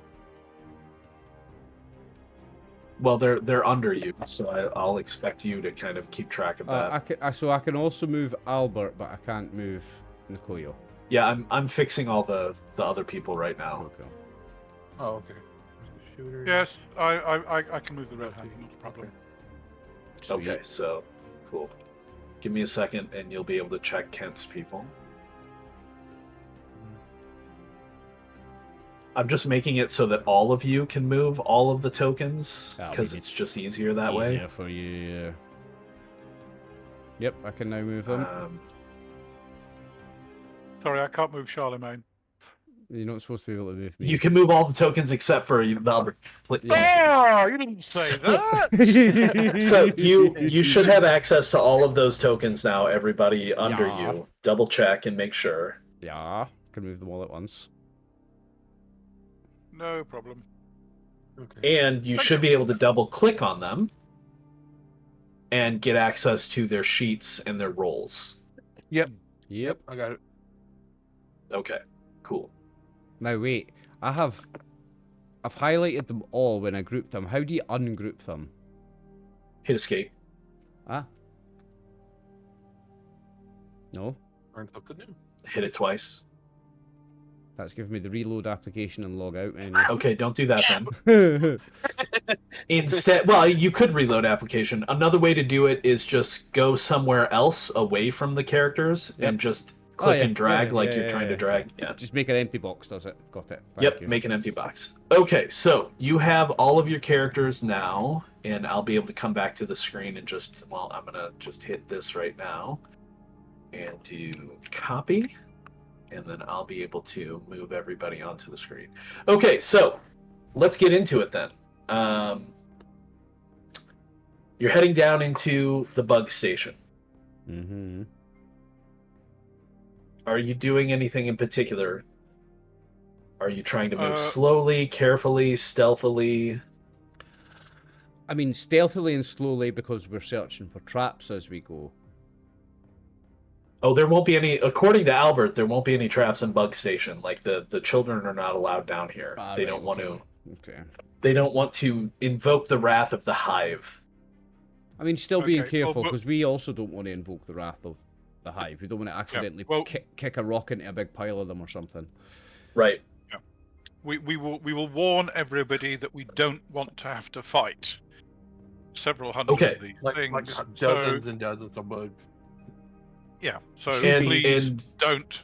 Should, Don't cause them to attack us. should we Sure. light? So Should we light a torch just in case something happens we will- and they start swarming we us? will- Well, you're going to have to because you're going down onto the platform where there's no power. So Exactly. you're going to run out of So run out of light very quickly. I've got a flashlight Uh, on my gun, but I'm thinking. Well, an yeah, actual, you're fine. But I'm thinking a torch But for Oh, I flames. see. that's hard.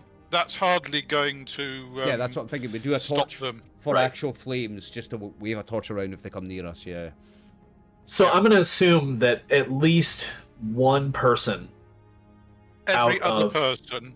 Every each other group person. of 5. Every other person? Mm-hmm. Mm-hmm. Yeah. Every other person. I mean, you think. got one So grouping is a big sphere of light, so Right.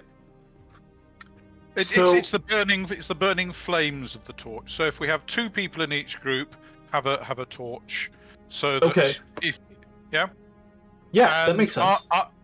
I will attempt, I think, to use one of my skills, which I haven't used so far, to frighten them if they show any signs of getting involved.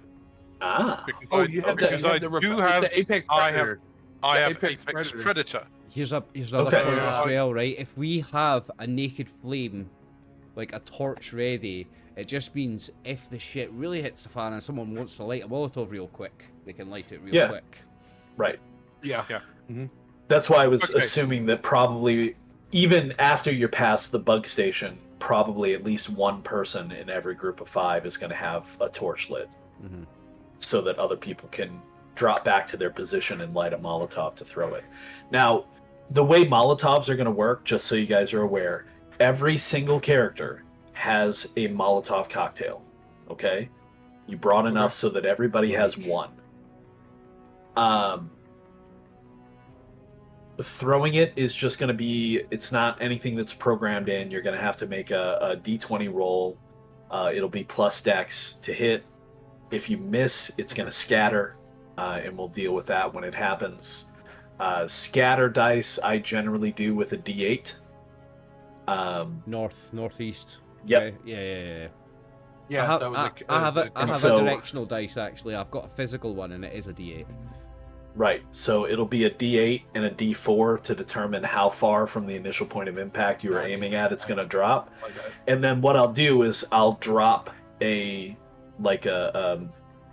circle of fire. It won't look like fire because I don't have anything that fancy, but I'm going to drop a red circle on the map so you can see like where the flames are, and then those flames will last for a certain amount of time and hurt people in it, right? So Okay. pretty simple. Well, can we assume that the people who were making them pried one out and sent instructions as to it's this size circle, so you have to chuck it at least this far, sort of thing? Yes. Sure. Yeah, we can say that. And just so that we're all on the same page, I think I will have them be. It's going to be about 6 feet, 10 feet or something. The splasher for that, isn't it? No, we'll say it's a 2-square radius circle, right? And these are 5 So foot So 4 Square square diameter. diameter. Yep. Yeah, 10 by 10. That makes sense? Yeah, that sounds about right. Okay. And burn for how long? I'm gonna roll a die.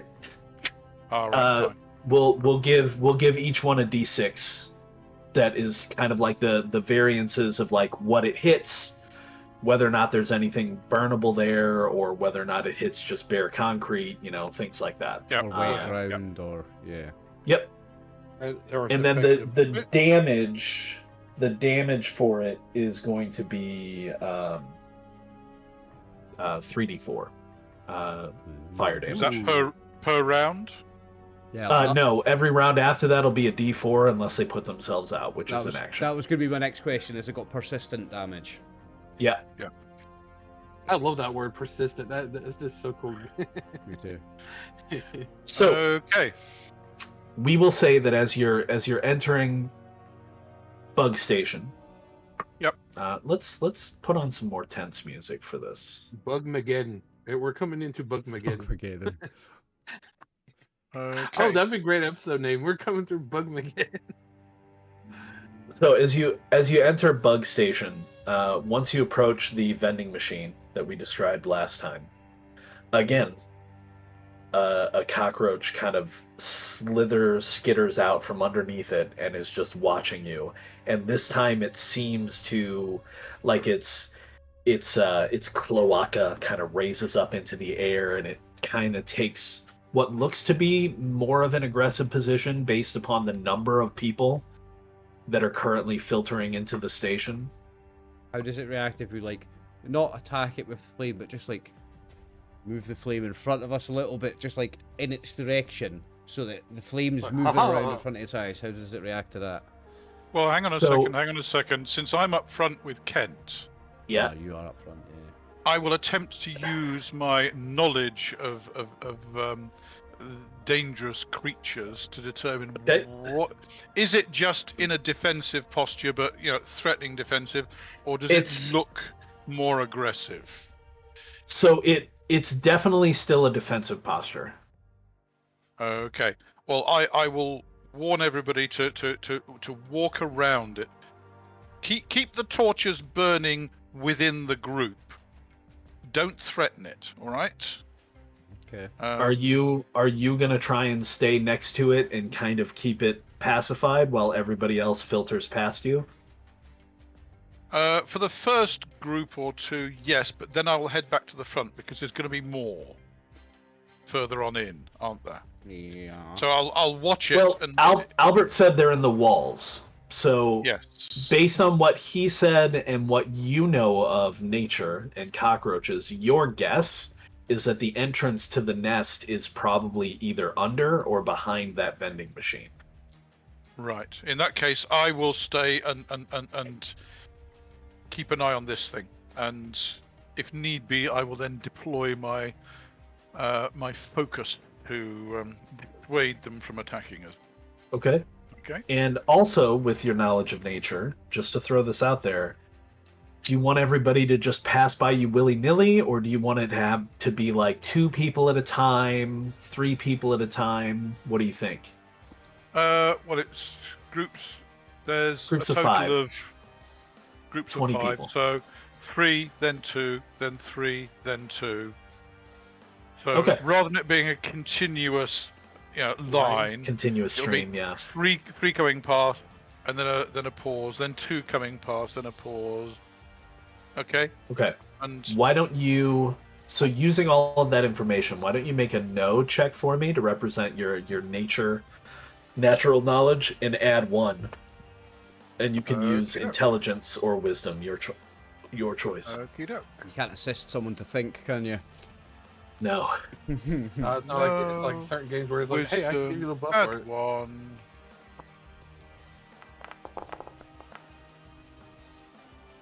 Okay.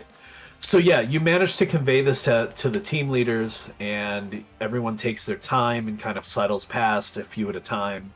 Nice. And it does seem to track people as they're going by, but with Tim kind of standing there, kind of maintaining a presence, it still maintains that defensive posture, once the last group is passed and heading down the stairway, it seems to relax a little bit. Okay, I shall then back away with the rest of them. Okay.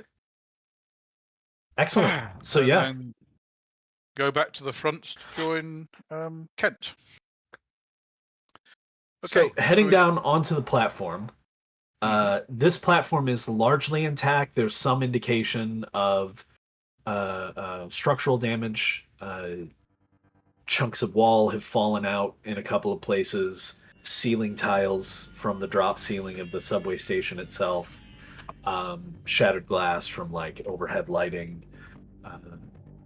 The kiosk that would have been the ticketing kiosk. The wire mesh that would have been either within or behind the glass, however that works, is still present, but the glass is shattered. You know, standard signs of the massive lightning storms and all the stuff that has been happening over the past several years. Both tunnels heading north, because they are on either side of the platform, appear to be open. okay, well, I will suggest to Kent that if we head up one tunnel with his team, the rest of my team following a little way behind, and then the rest of the group coming up behind them. Okay. Then we will scout ahead. Right. So I won't belabor Yep. this aspect because you were kind of told this by Albert in advance. Albert can actually indicate to you which tunnel is blocked and which isn't. Jolly good. Okay, fine. So it will start going up the tunnel that isn't blocked, getting ready Right. to switch sides, etc., as necessary. We Right. will watch out just in case they've put any booby traps in, possibly to catch wandering roaches. Okay. But we will be more worried about lurking chuds. All right. So, can I go stealthy and assist Kent in being stealthy?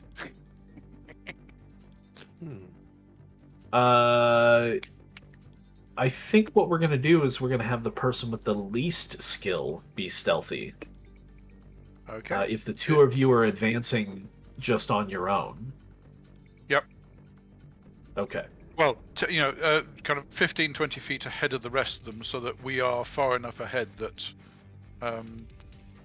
No, we need to be further than that because we need to keep the light back, don't we? Yeah, because you don't want to get because the I think night vision will fuck up with the light. It really messes with Exactly. you. So I Right. think we will probably need to be about 50 feet ahead of the next batch. So we will be going ahead about 50 feet. Okay. Okay. So you are able to travel fairly easily. The path kind of, according to Albert, switches in a couple of sections. Sometimes it's obvious because the tunnel right away is collapsed when there's a break in the middle. Some of the breaks in the middle between the tracks appear to be intentional. So, as you mentioned, just access from one track to the other. Some of the breaks appear to be because of damage, where a wall has busted out and broken free and so on and so forth. But eventually, with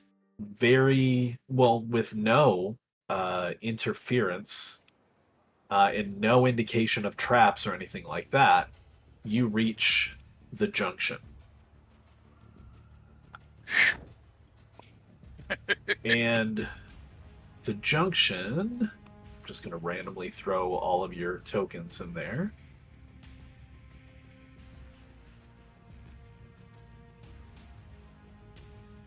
You come in through this lower tunnel here, and these kind of long shapes appear to be It's currently crushed all, and broken everything is subway blank. tunnels. it's all Everything full is blank. currently.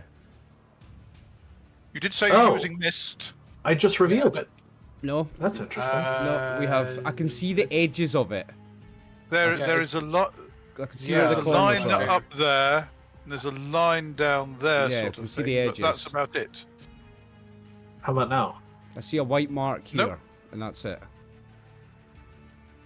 There's a faint white mark there. There's a white line there's a there. couple of white there's marks a white there and line there, yeah. there. But nothing's revealed. I am confused. How about now? Nope. Nope. Do we need to Yeah, refresh? there it is. Now it suddenly appeared. Yes. There it is. And the whole thing just popped open, so. Yep, got it now. Okay, good.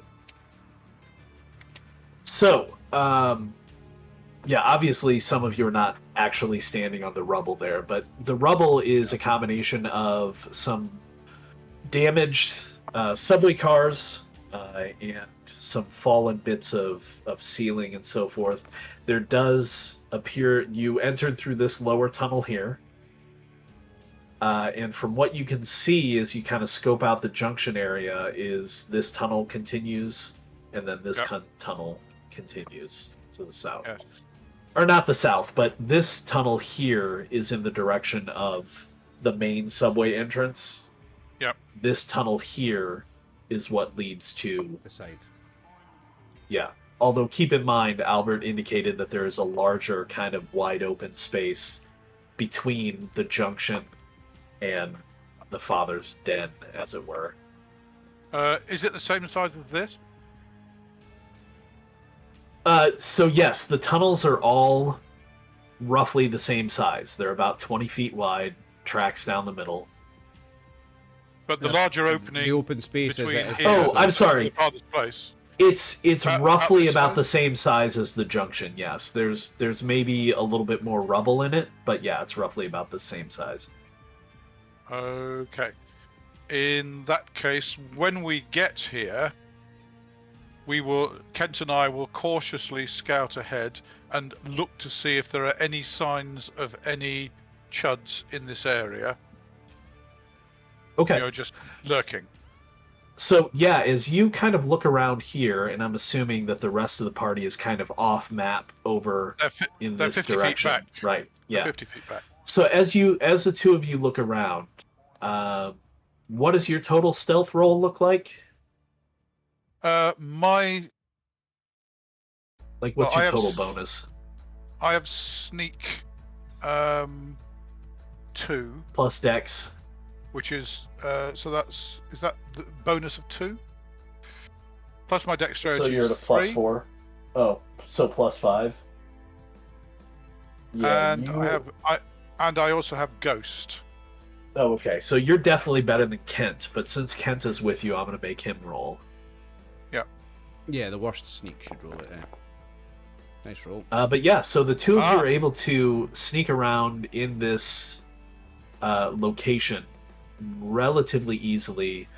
While you do see signs of passage of barefooted feet that could be chuds, could be children, down in this area and heading off in this direction, and some heading in this direction. As you move through this tunnel, you don't see any indication that there are any chuds or any traps or anything of the kind. This is just an area that they move through. Okay. So down this tunnel is towards the subway entrance, and we Correct. expect that there are chuds down there. Yes. So, what do you reckon? Do we put a blocking force here and deal with the chuds down this tunnel first? What do you think, lads? Well, it's up to you Sounds and good to me. it's up to you and Thingy to decide. I'm not with you. Well, if we leave a blocking force here, somebody's going to have to. Well, no. Once we find this entrance, this place is clear, we will go back and call the others in. Signal for everybody else to come up. Okay. Signal for everybody else to come back. Right, so we can. So, if you're all together, and if that is the question that Tim asks, Albert will actually kind of tug on Charlemagne's sleeve and Albert. say, the large area and the platform that Father is using is pretty far to the north. So it's possible, as long as no one uses any firearms, you might be able to fight the chuds, if you suspect there are chuds, towards the subway entrance here, and not be heard further ahead. Right, so draw them in and try and draw them back to here. But only if you use melee weapons and crossbows, no firearms. Yeah. Okay. And possibly Molotovs.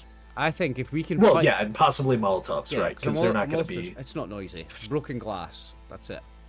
Yeah, Because maybe a slight whoosh of flames that is going to be loud if you're next to it, but not necessarily down a tunnel. Yeah, that's not a noise compared to like the sound of the breaking glass. You wouldn't hear that. I right. think. Yeah, Even the breaking glass would be muted because it's full of liquid. The acoustics will be wrong. It won't make the same amount of noise. It'll be quite muted. Well, I'm thinking about what I've seen in movies and what they sound like there, but it's not going to be a huge explosion. It won't be heard down the line. No, it's Okay, not. It's so not. It's not really an explosion with a Molotov. It's just like it's more of a fireball than an explosion. There's no bang. Yeah, there's no bang. not a there's bang, no, noise. but there is like. But yeah, I get what you're saying. But the point is that with a Molotov, if we get a surge of chuds coming towards us, we can chuck the Molotov into the group and hopefully break the surge up. The ones nearest to us will obviously be this side of the Molotov and be dealt with, but we then get a breathing space before the ones on the other side are able to come And through. if we can fight all the We hope. shots here without being heard by the children, if we can split it into 2 fights, we stand a much better chance. 2 or 3, depending. 2 or 3 even, yeah. Yeah, because I mean, we could leave a blocking force here, but if a horde of chuds come charging down here, how many do we leave to stop them being overrun? Right. Okay, as One far as team. melee weapons are concerned, have we got front rank and second rank? And those with spears fight over the heads of the guys in front with the hand-to-hand weapons? I will say if you have a spear or a rifle with a bayonet, you can attack over someone else. Yes. Yeah, So I got a effective- spear and a permanent bow, so I could drop the bow and grab the spear and go. Well, those with silent weapons, if we can find stuff to stand on, given the height of these, we can actually have the third rank with the missile weapons shooting over the head of the second rank. So this area here and this area here have some height, and you can get up on top of them. They're, like I said, basically wrecked subway cars. Yeah. So you So can we- potentially get on top of them. Yeah, so we can stand on there, or if we find some smaller chunks of wreckage that we can haul over to here, we can stand here to be able to shoot over. So if we have a rank of melee guys here, rank of spear guys, second row, rank of missile weapons behind them. Yeah, I mean, this is best possible Best case circumstances. scenario, yeah. Right. Yep. Yeah. I will warn you that from what you've seen so far in your fights with chuds, you have a sense that they might be able to get through your lines whether you want them to or not. Yeah, they're used to charging, Yeah. but we can at least plan. And, You can. all plans go to absolute hell Right. when Everyone's- the enemy arrives, Everyone's, of course. everyone's got a plan till they get punched in the mouth, Dave. Yes, Why Question about the chuds. why is my music not playing? Is my music I playing? don't know. No, it keeps stopped playing, yeah. it keeps stopping. Yeah, the question about the chuds. They didn't fight with Why? weapons. They fought barehanded, didn't they? They did, yes. Yeah. No, because they got And with, claws. and They with get their claws. teeth, I think. Yes. Aye. Have we? By the way, have we brought medicine? Because if you remember last time, those I'm sure that two we I've got, got, I have got a first aid kit with me. No, yes. pills. the Those pills. We've still got those pills because those who got the Or the kind of clawed by the chuds, antibiotics for the infection. Yeah, Did you tell somebody to yeah. bring them? I would keep them in my first aid kit. I've got a first aid kit. I would put the medicine in. You it. took them away from base? What if people at base got sick? I would have taken a percentage of them. I would have left some at the base. Okay, I'll allow it. Okay. Yeah, Yeah. take half a bottle. Leave a half a bottle there. Take the rest with you. Yeah. you- I would Anyway. take some. I will say you have enough for 1 dose for everyone. Okay. After the day is That works. done, you'll be able to make sure everyone is treated if need be. Okay. That makes Okay. sense. Yeah, I'm pretty sure I did actually literally brought a first aid kit with me. Wouldn't Kent's group have their own stuff too, because they're the ones that helped us get that stuff? Yeah, I've got a first aid kit. I will say that Kent's group does have a first aid kit. I'll say that Zoe Wood has it. I'll add that to her sheet. Who has Zoe? I knew There a she woman. is. I knew a woman called Zoe in real life, and she actually shortened her name to Zoe. And I thought that was the weirdest thing ever, shortening a 3-letter name. Right? So are we setting up guys as a melee guy? I'm just sorting out who can do what. So these guys are spears. Yep. Albert also has a spear that I know. Mm-hmm. I don't know if any of you have Okay. a spear or I a got rifle a with a bow. bayonet. I got I've bow. got Who's got a bow or a crossbow? I do. Fine. So Abigail bows, has a Abigail. crossbow. bows and crossbows in this row. Did you guys write down which characters you're in control of? Because they're all, I'm in especially the control of red them hand, are going to get and all them. mixed up. Right, I'll write it down. Mason, Shiv. Mace, Shiv, Michonne, and Albert. She's called Michonne now. No, we can't steal other people's names. Nkoyo. Nagoyo, she's fucking cool.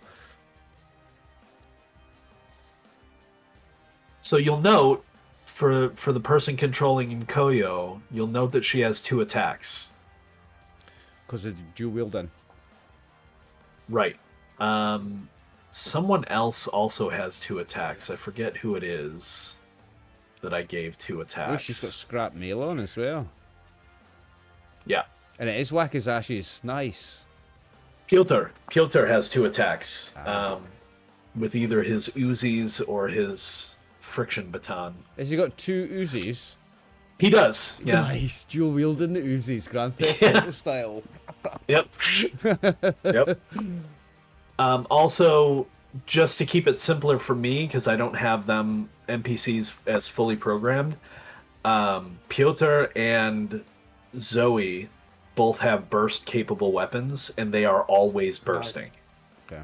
Nice. So they're always getting +2 to hit, they're always doing +2 damage. But they're going to run out of ammunition faster, potentially, and I'll tell you when that happens. Okay. So Dagger, Uh, who works for mm, Abigail. Who's keeping track of Abigail's? I've got Abigail's group. Yeah, so Okay. she's got Okay, So, yeah. dagger so and axe. Dagger has a scoped crossbow, so he can go in the second rank. Abigail has a scoped Shiv crossbow. I has got a bow. Shiv has a scoped crossbow, so he can go in it. Thought you were wanting the scope crossbow people to get up on the train. Yeah, sorry, I'm just putting them in ranks at the moment. Oh, I gotcha. Yeah, For, just, for, So for we're who's trying to got figure out different types of who weapons. just making the group. yeah. Okay. So, Knife and club are both spear. Okay. I mean, we can sort out precisely who's doing what once we know what people have got in the way of weapons. Albert is a spear as So- well. So they're all front rank. Machete is front rank. Yeah, here's that one. Spear is front rank, yeah. Spear would probably be second rank, wouldn't it? Here's Blade second is rank. actually Blade Spear is is actually second front rank because he's only got a machete. Oh, he has a rifle too. Yes, but he's not going to use it. Yeah, we're not using the firearms. Oh, I mean, We right? are not Okay. using But noisy weapons. But if he's got a bayonet, that's got. If he's He got doesn't a have a rifle bayonet. right, okay. Yeah. Because Okay. that's got the reach of a spear, just about, isn't it? Alonso is a switchblade, so he's front rank as well. Now, I'm not saying that he's actually going to be in the front rank. He and Blade have not got good weapons, so but they're not second rank fighters. So again, Yeah. Mace is also front rank. Zoe, Ice Axe. That's front rank, isn't it? An ice axe, yeah. Yeah. Is there any chance can I give Pieter my spear just in case? So an ice 'Cause axe. he has. Am I thinking an ice axe is just a little one-handed pickaxe, really, isn't it? It's not a Yeah. big thing. Well, they're Yeah, not necessarily little, but yes. And what's Charlemagne Hers- got? So one-handed. Hers job, is anyway. roughly equivalent to like a fire axe. Right, aye, okay. Okay, what's Charlemagne got in the way of weapons? He says. A combat rifle with a bayonet. Okay, so that's effectively second rank. Mhm. Okay, so I don't think we can get more than 4 in the front rank. We can probably get 5 in the second rank, and then behind them we have 4 missile guys. We could probably take 6 in the second rank, couldn't we? Well, I have a spear. If somebody wants to take it off me, because I have a knife that I can fight with. There you go. Yeah, but are you the best? Because what are the best front rank weapons? We've got a guy with an axe. Abigail. Oh no, I was talking Just about put Abigail in front, we'll be fine. Axe has a big axe. Kent has a Abigail. big sword. Has a scoped crossbow, so she stays in the second rank. Yeah. So Kent has a huge scrap blade. Yep. John has a fire axe. Nikoyo. Darty Nikoyo has has the. a big axe. Nikoyo has the Wakizashi, so she's frontline. Bum, bum, bum, bum. Where is she? she's the. So yeah, why that did you one put her right there. there? And is that not Yeah, the front? she should be up front. Oh, they're coming this No. way. So this is the front rank. They're No, coming no, up through this they're tunnel. coming- Yeah, up this I'm tunnel. thinking they're coming this way, and this is the front rank. This No, is the this front is rank. the isn't front it? line. Yeah, my bad. Yeah, that makes sense. We can only fit 4 in it now. To me, sorry. Okay, Alonso just has a switchblade, which isn't very good. Mace only has a machete. Zoe has an ice axe, but that's only a small thing. And finally, Axe has a big axe. So Axe is another possible front ranker. So I think if we have those 4 on the front rank with Red Hand Scout on the other side, so then we've got those 4 on the front rank facing whatever's coming. We've got these guys either side in case anybody breaks round, and then we have a couple of guys to pick up leakers either side. Also, we would have these guys at the sides instructed to move in if anybody goes down. If anybody goes down, fill the ranks. Yeah, quite. And then we've got these guys behind as the reach weapons spear over their head. Yeah. And then these guys. So spears can also be done diagonally, right? So this space. Yep. Well, Charlemagne can occupy that. Yeah. Are we saying that a combat rifle with a bayonet gets the same reach Yeah. as a spear? Yep. Okay. Yeah. I'll allow that because you can just hold it by its butt and kind of Yeah. stab over. Yeah. It's still a stick, essentially. Okay. Yeah. Uh-huh. Okay, but none of the other people have got a what do we call it? A bayonet on their rifles. So these guys on either side are going to have to just catch any leakers. Yep. Can I ask the question? Should Yep. we worry about if anything comes behind us? Like if something like, there are some that were away and as we're fighting whatever's ahead of us, should we have anybody focusing Well, behind us? there's none down this way because this is the direction you came from. Yeah. Okay. Albert well- says that the next location where there might be any troops is It's a long far way. enough down the line That they're not going to hear us. that they're not going to hear it unless somebody fires a shot. Okay, well, in that case, let's put those 2 people there just watching this direction and ready to let off, sound an alarm if they see anything coming down. Yep. If we can find any old crates or stuff that we can haul over here for the back for some of these people to stand on, because some of us can stand on here, but ideally we could do with some people standing. Why not put Fallout on the. a couple of yards up this? Put Fallout up there with his keen sense of smell, and if anything's coming, he can alert us. I don't think he'll pick up anything coming because the whole thing is covered in the scent of the chucks. Yeah. What about hearing? I mean, dogs have a good sense of hearing too, though. Dogs have a good sense of hearing, yes. So It's actually decent, but it's really their sense of smell. People tend to think that dogs have good hearing and eyesight, but it's their sense of smell that's amazing. A dog's sense of They're- smell is 70,000 times better than a human's. Yeah, Oh, yeah. they have somewhat decent low light vision, but down here in the dark with no ambient light, they wouldn't be able to see any better than you could.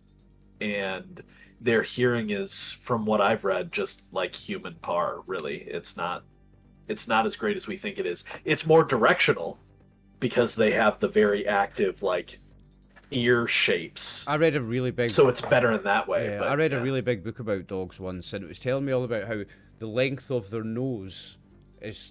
That tells you how good their vision is. If they've got a long nose, their vision is good. If they've got a short nose, their vision is bad. Oh, interesting. So your Alsatian's got a good one. So- whereas your pug and your There really Staffy isn't doesn't. any movable rubble you can find in this location Okay. is too small to make anything from. So really, your best bet is having your shooters up on that train, Okay. or potentially here because this has a little bit of height to it. That's like Yeah. a rubble pile, but yeah. Well, we need to get us shots as far down this passageway as we can. Right. So, if we can have Abigail and Jacob up here,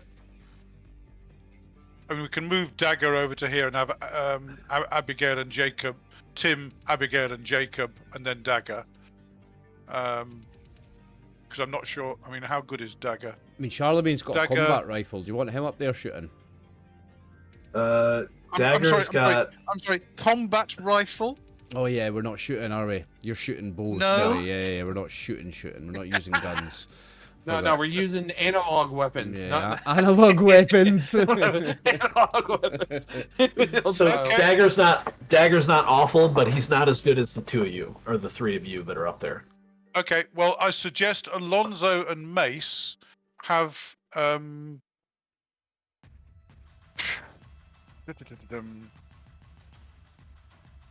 bottles ready to throw.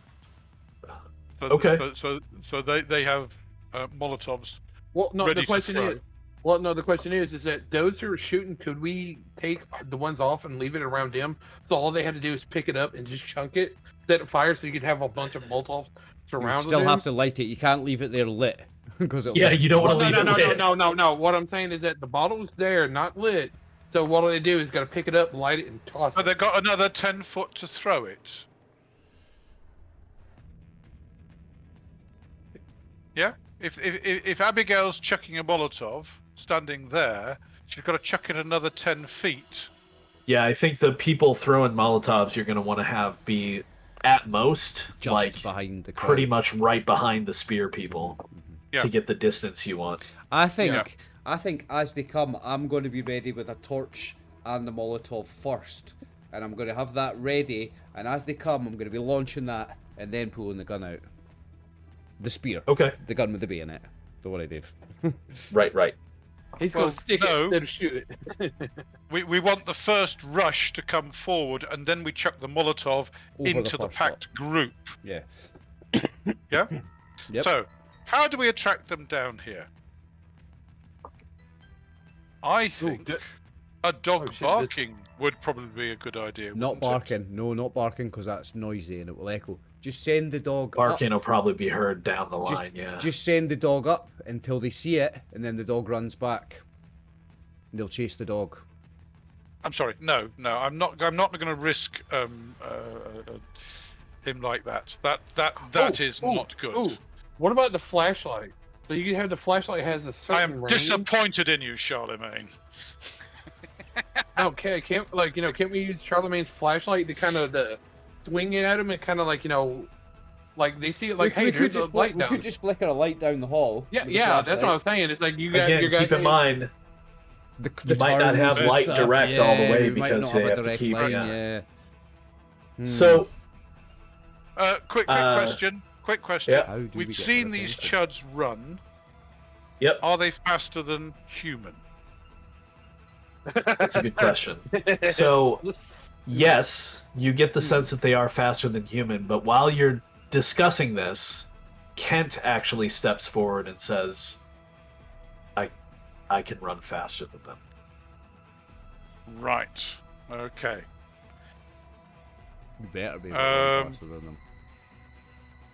Do you want him running around with the torch, go whoop, whoop, whoop, whoop, and just run back, and then as soon as they come in view, he doesn't need to use a torch. Here's another fun fact, and I promise it'll be my last one. Did you know humans can outrun any animal when it comes to stamina?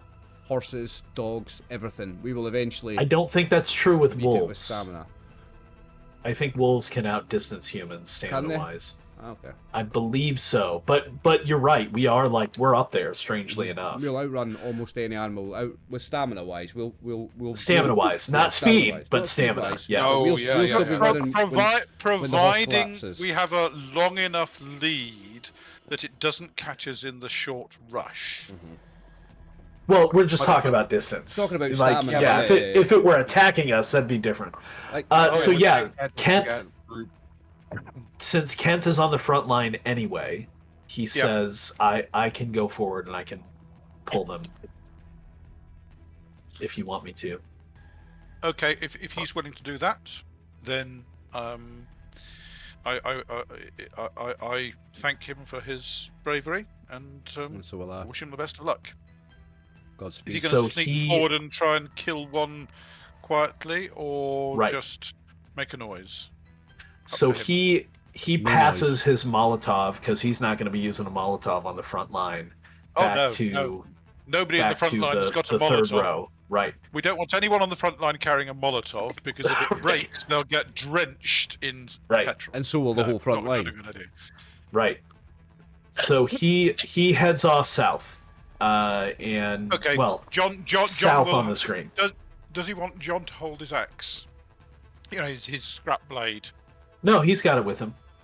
Okay, fine. So, actually, you know what? That's smart. He does hand off his scrap blade He'll run a lot faster without it. to John. Yeah. And John. And can so just he have heads his off moment south. of back. I'm going to let Tim do this because Tim's in charge of Kent. So, Okay. or David rather. David, as Kent, you head south. Once you're past the light of the group, Kent's, I don't know, weird vision kicks in. It's not quite infrared, it's not quite low light, but somehow he's picking up enough that he can see. He's not getting fine details, but like he can see shapes, he can see movement. He spots a rat, running off into a hole and things like that. And the track, he is having to kind of hop over again, much as your progress down to the junction. There's a couple of places where he has to cross to the other line. Yep. But given that this has been a lot in use and they use this as their main access, there should be a trail. Oh yeah. That he can easily So follow. he's following a clear path that has been used by many feet over not a small amount of time at this point, right? At least 3 weeks. Right. And eventually he comes to a point in the tunnel where, and I'm going to have you go ahead and, assuming he's trying to be stealthy, at least getting up into position, I'm going to have you make a skill roll for him. to see if he's able to get up there. You're gonna give him a +1. Oh no, it doesn't let you give him bonuses, I don't think, if you roll his skill. Okay. Oh yeah, it does. Give him He a has- +1. He's got skill +2 on his. Yeah, but just click the skill die, Yep. if you see it there, and add 1 to it. Okay. Okay. So he moves up stealthily and can see what looks to be several of these things kind of sitting around, huddled. There are 2 larger ones that he can see in the group. And rough count in the dark, he thinks about 18 to 20 total. Okay. Now, he gets into position, and oh, you know what? I forgot to add in his special ability. Oh, aye. This is his mutant Ooh. ability, is it?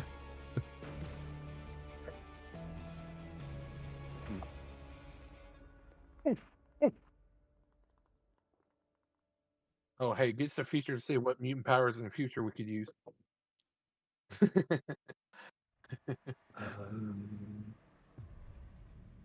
No, so I just know we were talking about like, the Ooh, I've whole just had a look at future his stuff. sheet and seen what it is. For the viewers, look at that. That looks like fun. Ooh, look at that. Is that right? Ooh. Yeah, that's right. Okay. Very And cool. does he get a bonus to hit with that? He does. But that's already figured into that, so we're not going to add that on top. Okay, yeah, so that's correct. So, once he gets within range, which is short, but still, short range is probably about 30, 40 feet or so, he can hack a loogie at one of them if he wants to draw their attention. Seems an appropriate way to draw their attention, yes. Hopefully he has bonuses due to them being kind of sat round not expecting. He gets a bonus because he smokes. He's got that flame. Oh, yeah, he doesn't get to add bonuses. My bad. Let me delete that. I'll let you roll. So yeah, there's no additive bonuses for him. He's just an NPC, but you do get to roll his attack since you're playing him right now. Okay. Look at the damage, Dave. Look at that. That's a nice roll. Wow.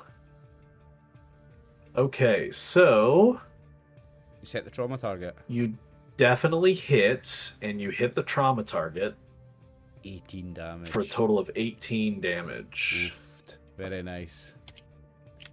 So his spittle Because he strikes doesn't one know of these things. because he doesn't know how tough the big ones are, he'd go for one of the smaller ones. Okay.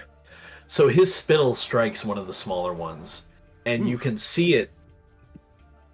Well, he can see it hit it kind of in the back of the neck and the shoulder and start to eat in to the rag clothing that it has. Like the xenomorph alien's blood.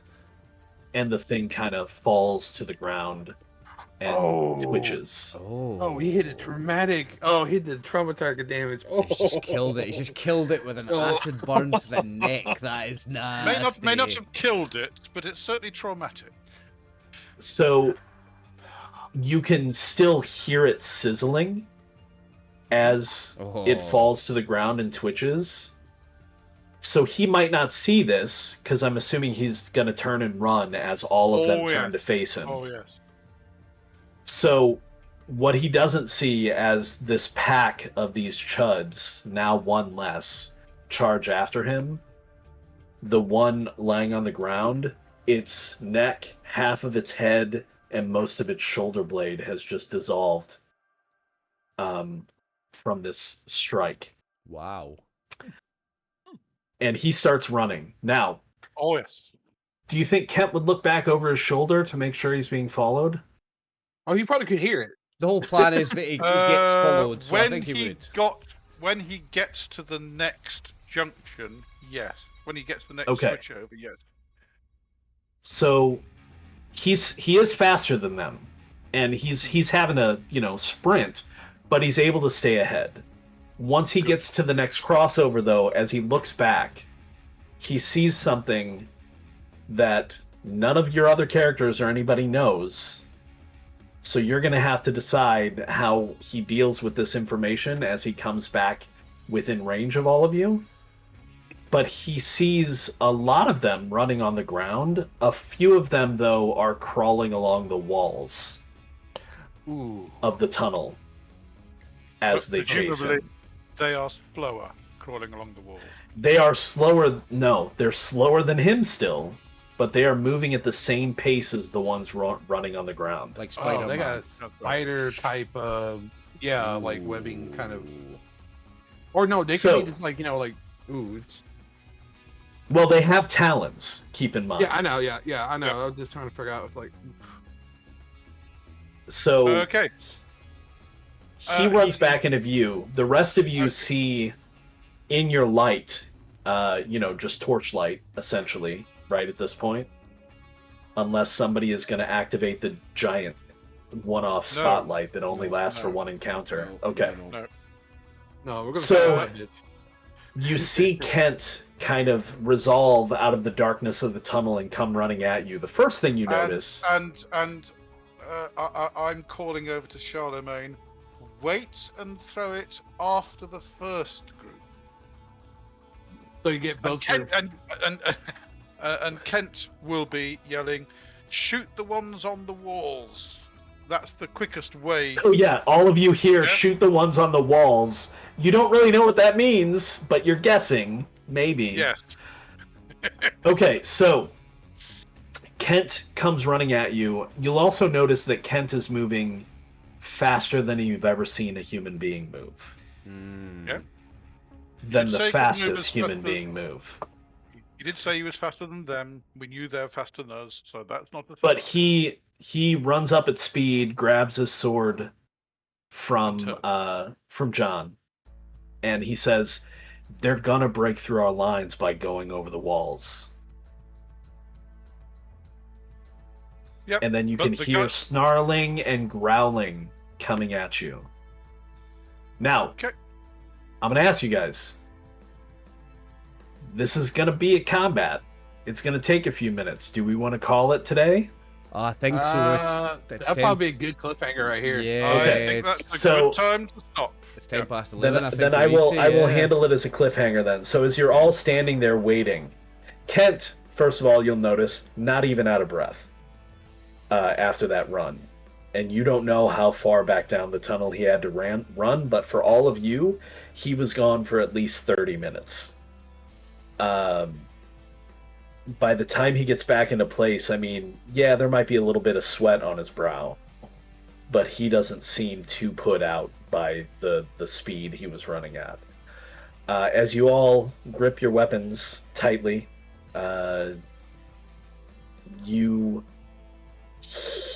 first you smell it. Just a wave of vile, revolting ammonia and unwashed bodies, just horrible BO, just coming like a wind out of the tunnel at you. Oof. And then in the dark, at the edge of your torchlight, you can see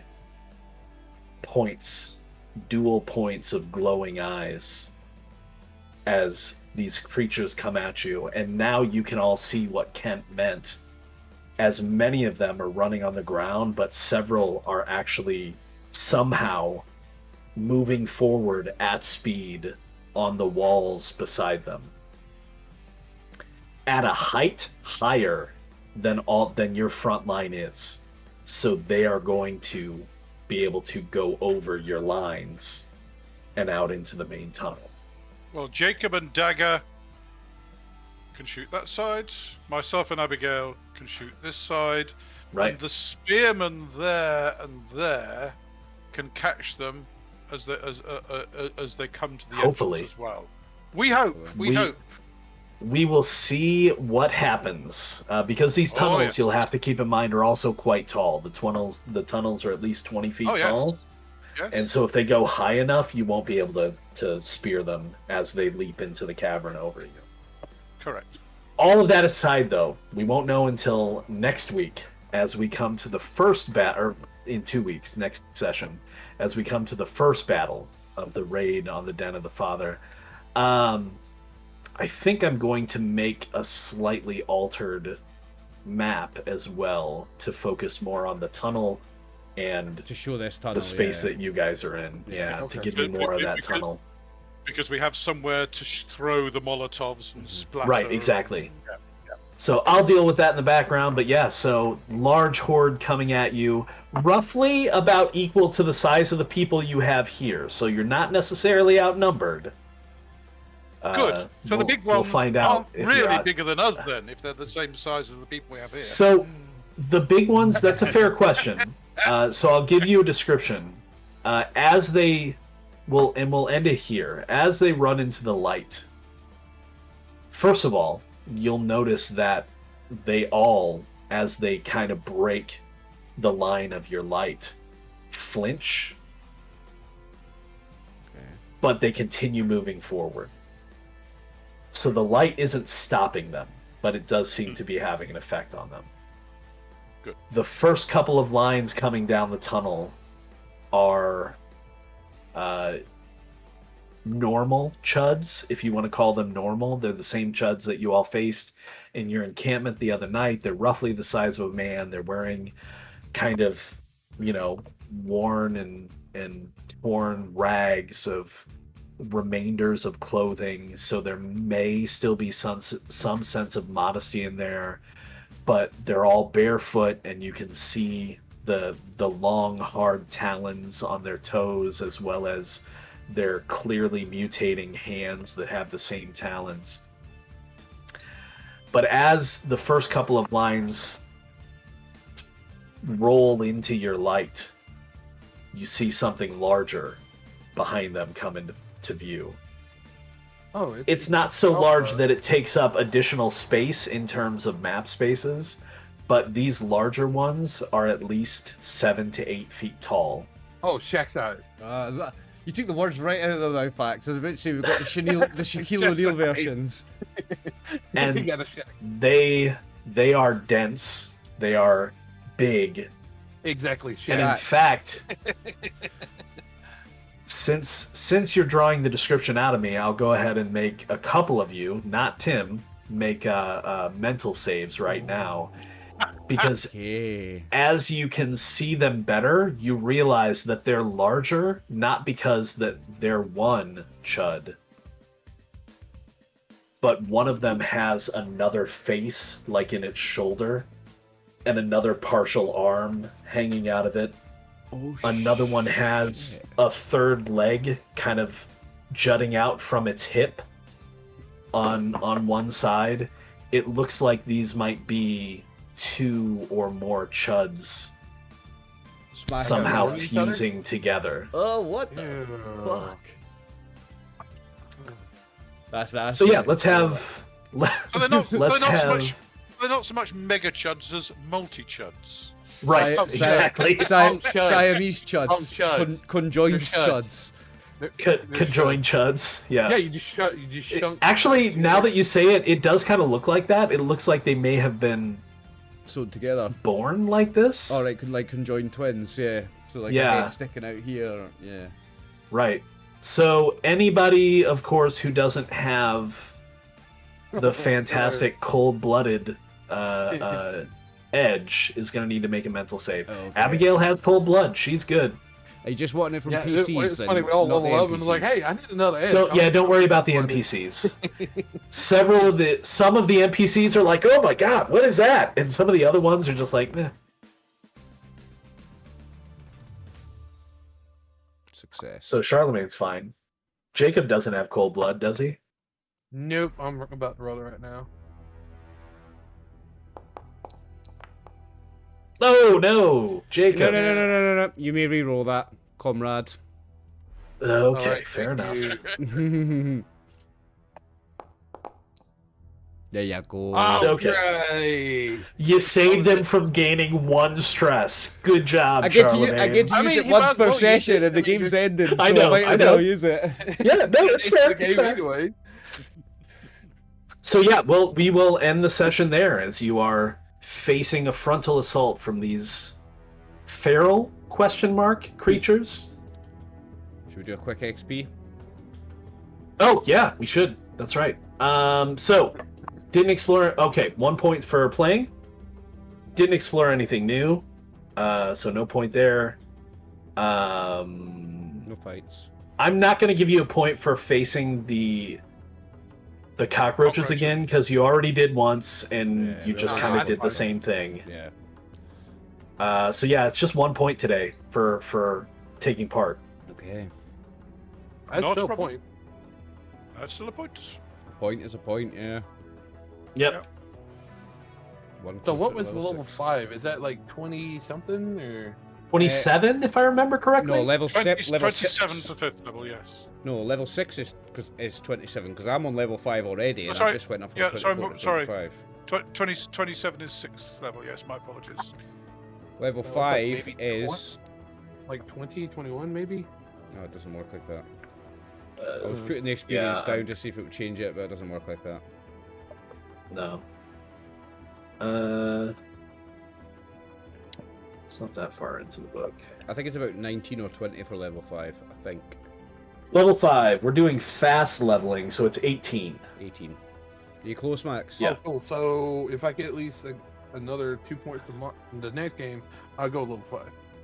I imagine you'll probably get 2 points next game. Let's 'cause worry you're gonna about be in a that. fight and you're gonna play. Let's so. worry about surviving the next session. Fuck the XP, let's Right. live. No, I'm saying to say if I survive, I might get. Let's survive it, and then we'll worry about XP after, eh? I We're all think the Molotovs will come in handy next I time. think they will. So there's no level ups then, we're all good, we're ready to close Yep. off and sign Yeah, I off. don't think anybody leveled, so Nice one. just Nice make one. sure you added that 1 point of experience, and we will see you guys in 2 weeks. Excellent. Thank you, Look Brian. forward to it. Thank you for another fantastic Thank session. you very much. Thank you, Max and Dave, for playing with me. See you boys in 2 weeks. Max, I'll see you at the weekend, and Alright. Dave, I'll see you on Tuesday. Viewers, Oh, no, thank I'll you see you very much for Thursday. watching. Oh, yeah, I'll See see you you on Thursday. Viewers, thank you very much for watching. This was session 17. After the end, Ashes Without Number. Stay tuned for session 18. It's going to be good. I'm RxOliver. This is the gang. Good night. Good night. Good night. Good night.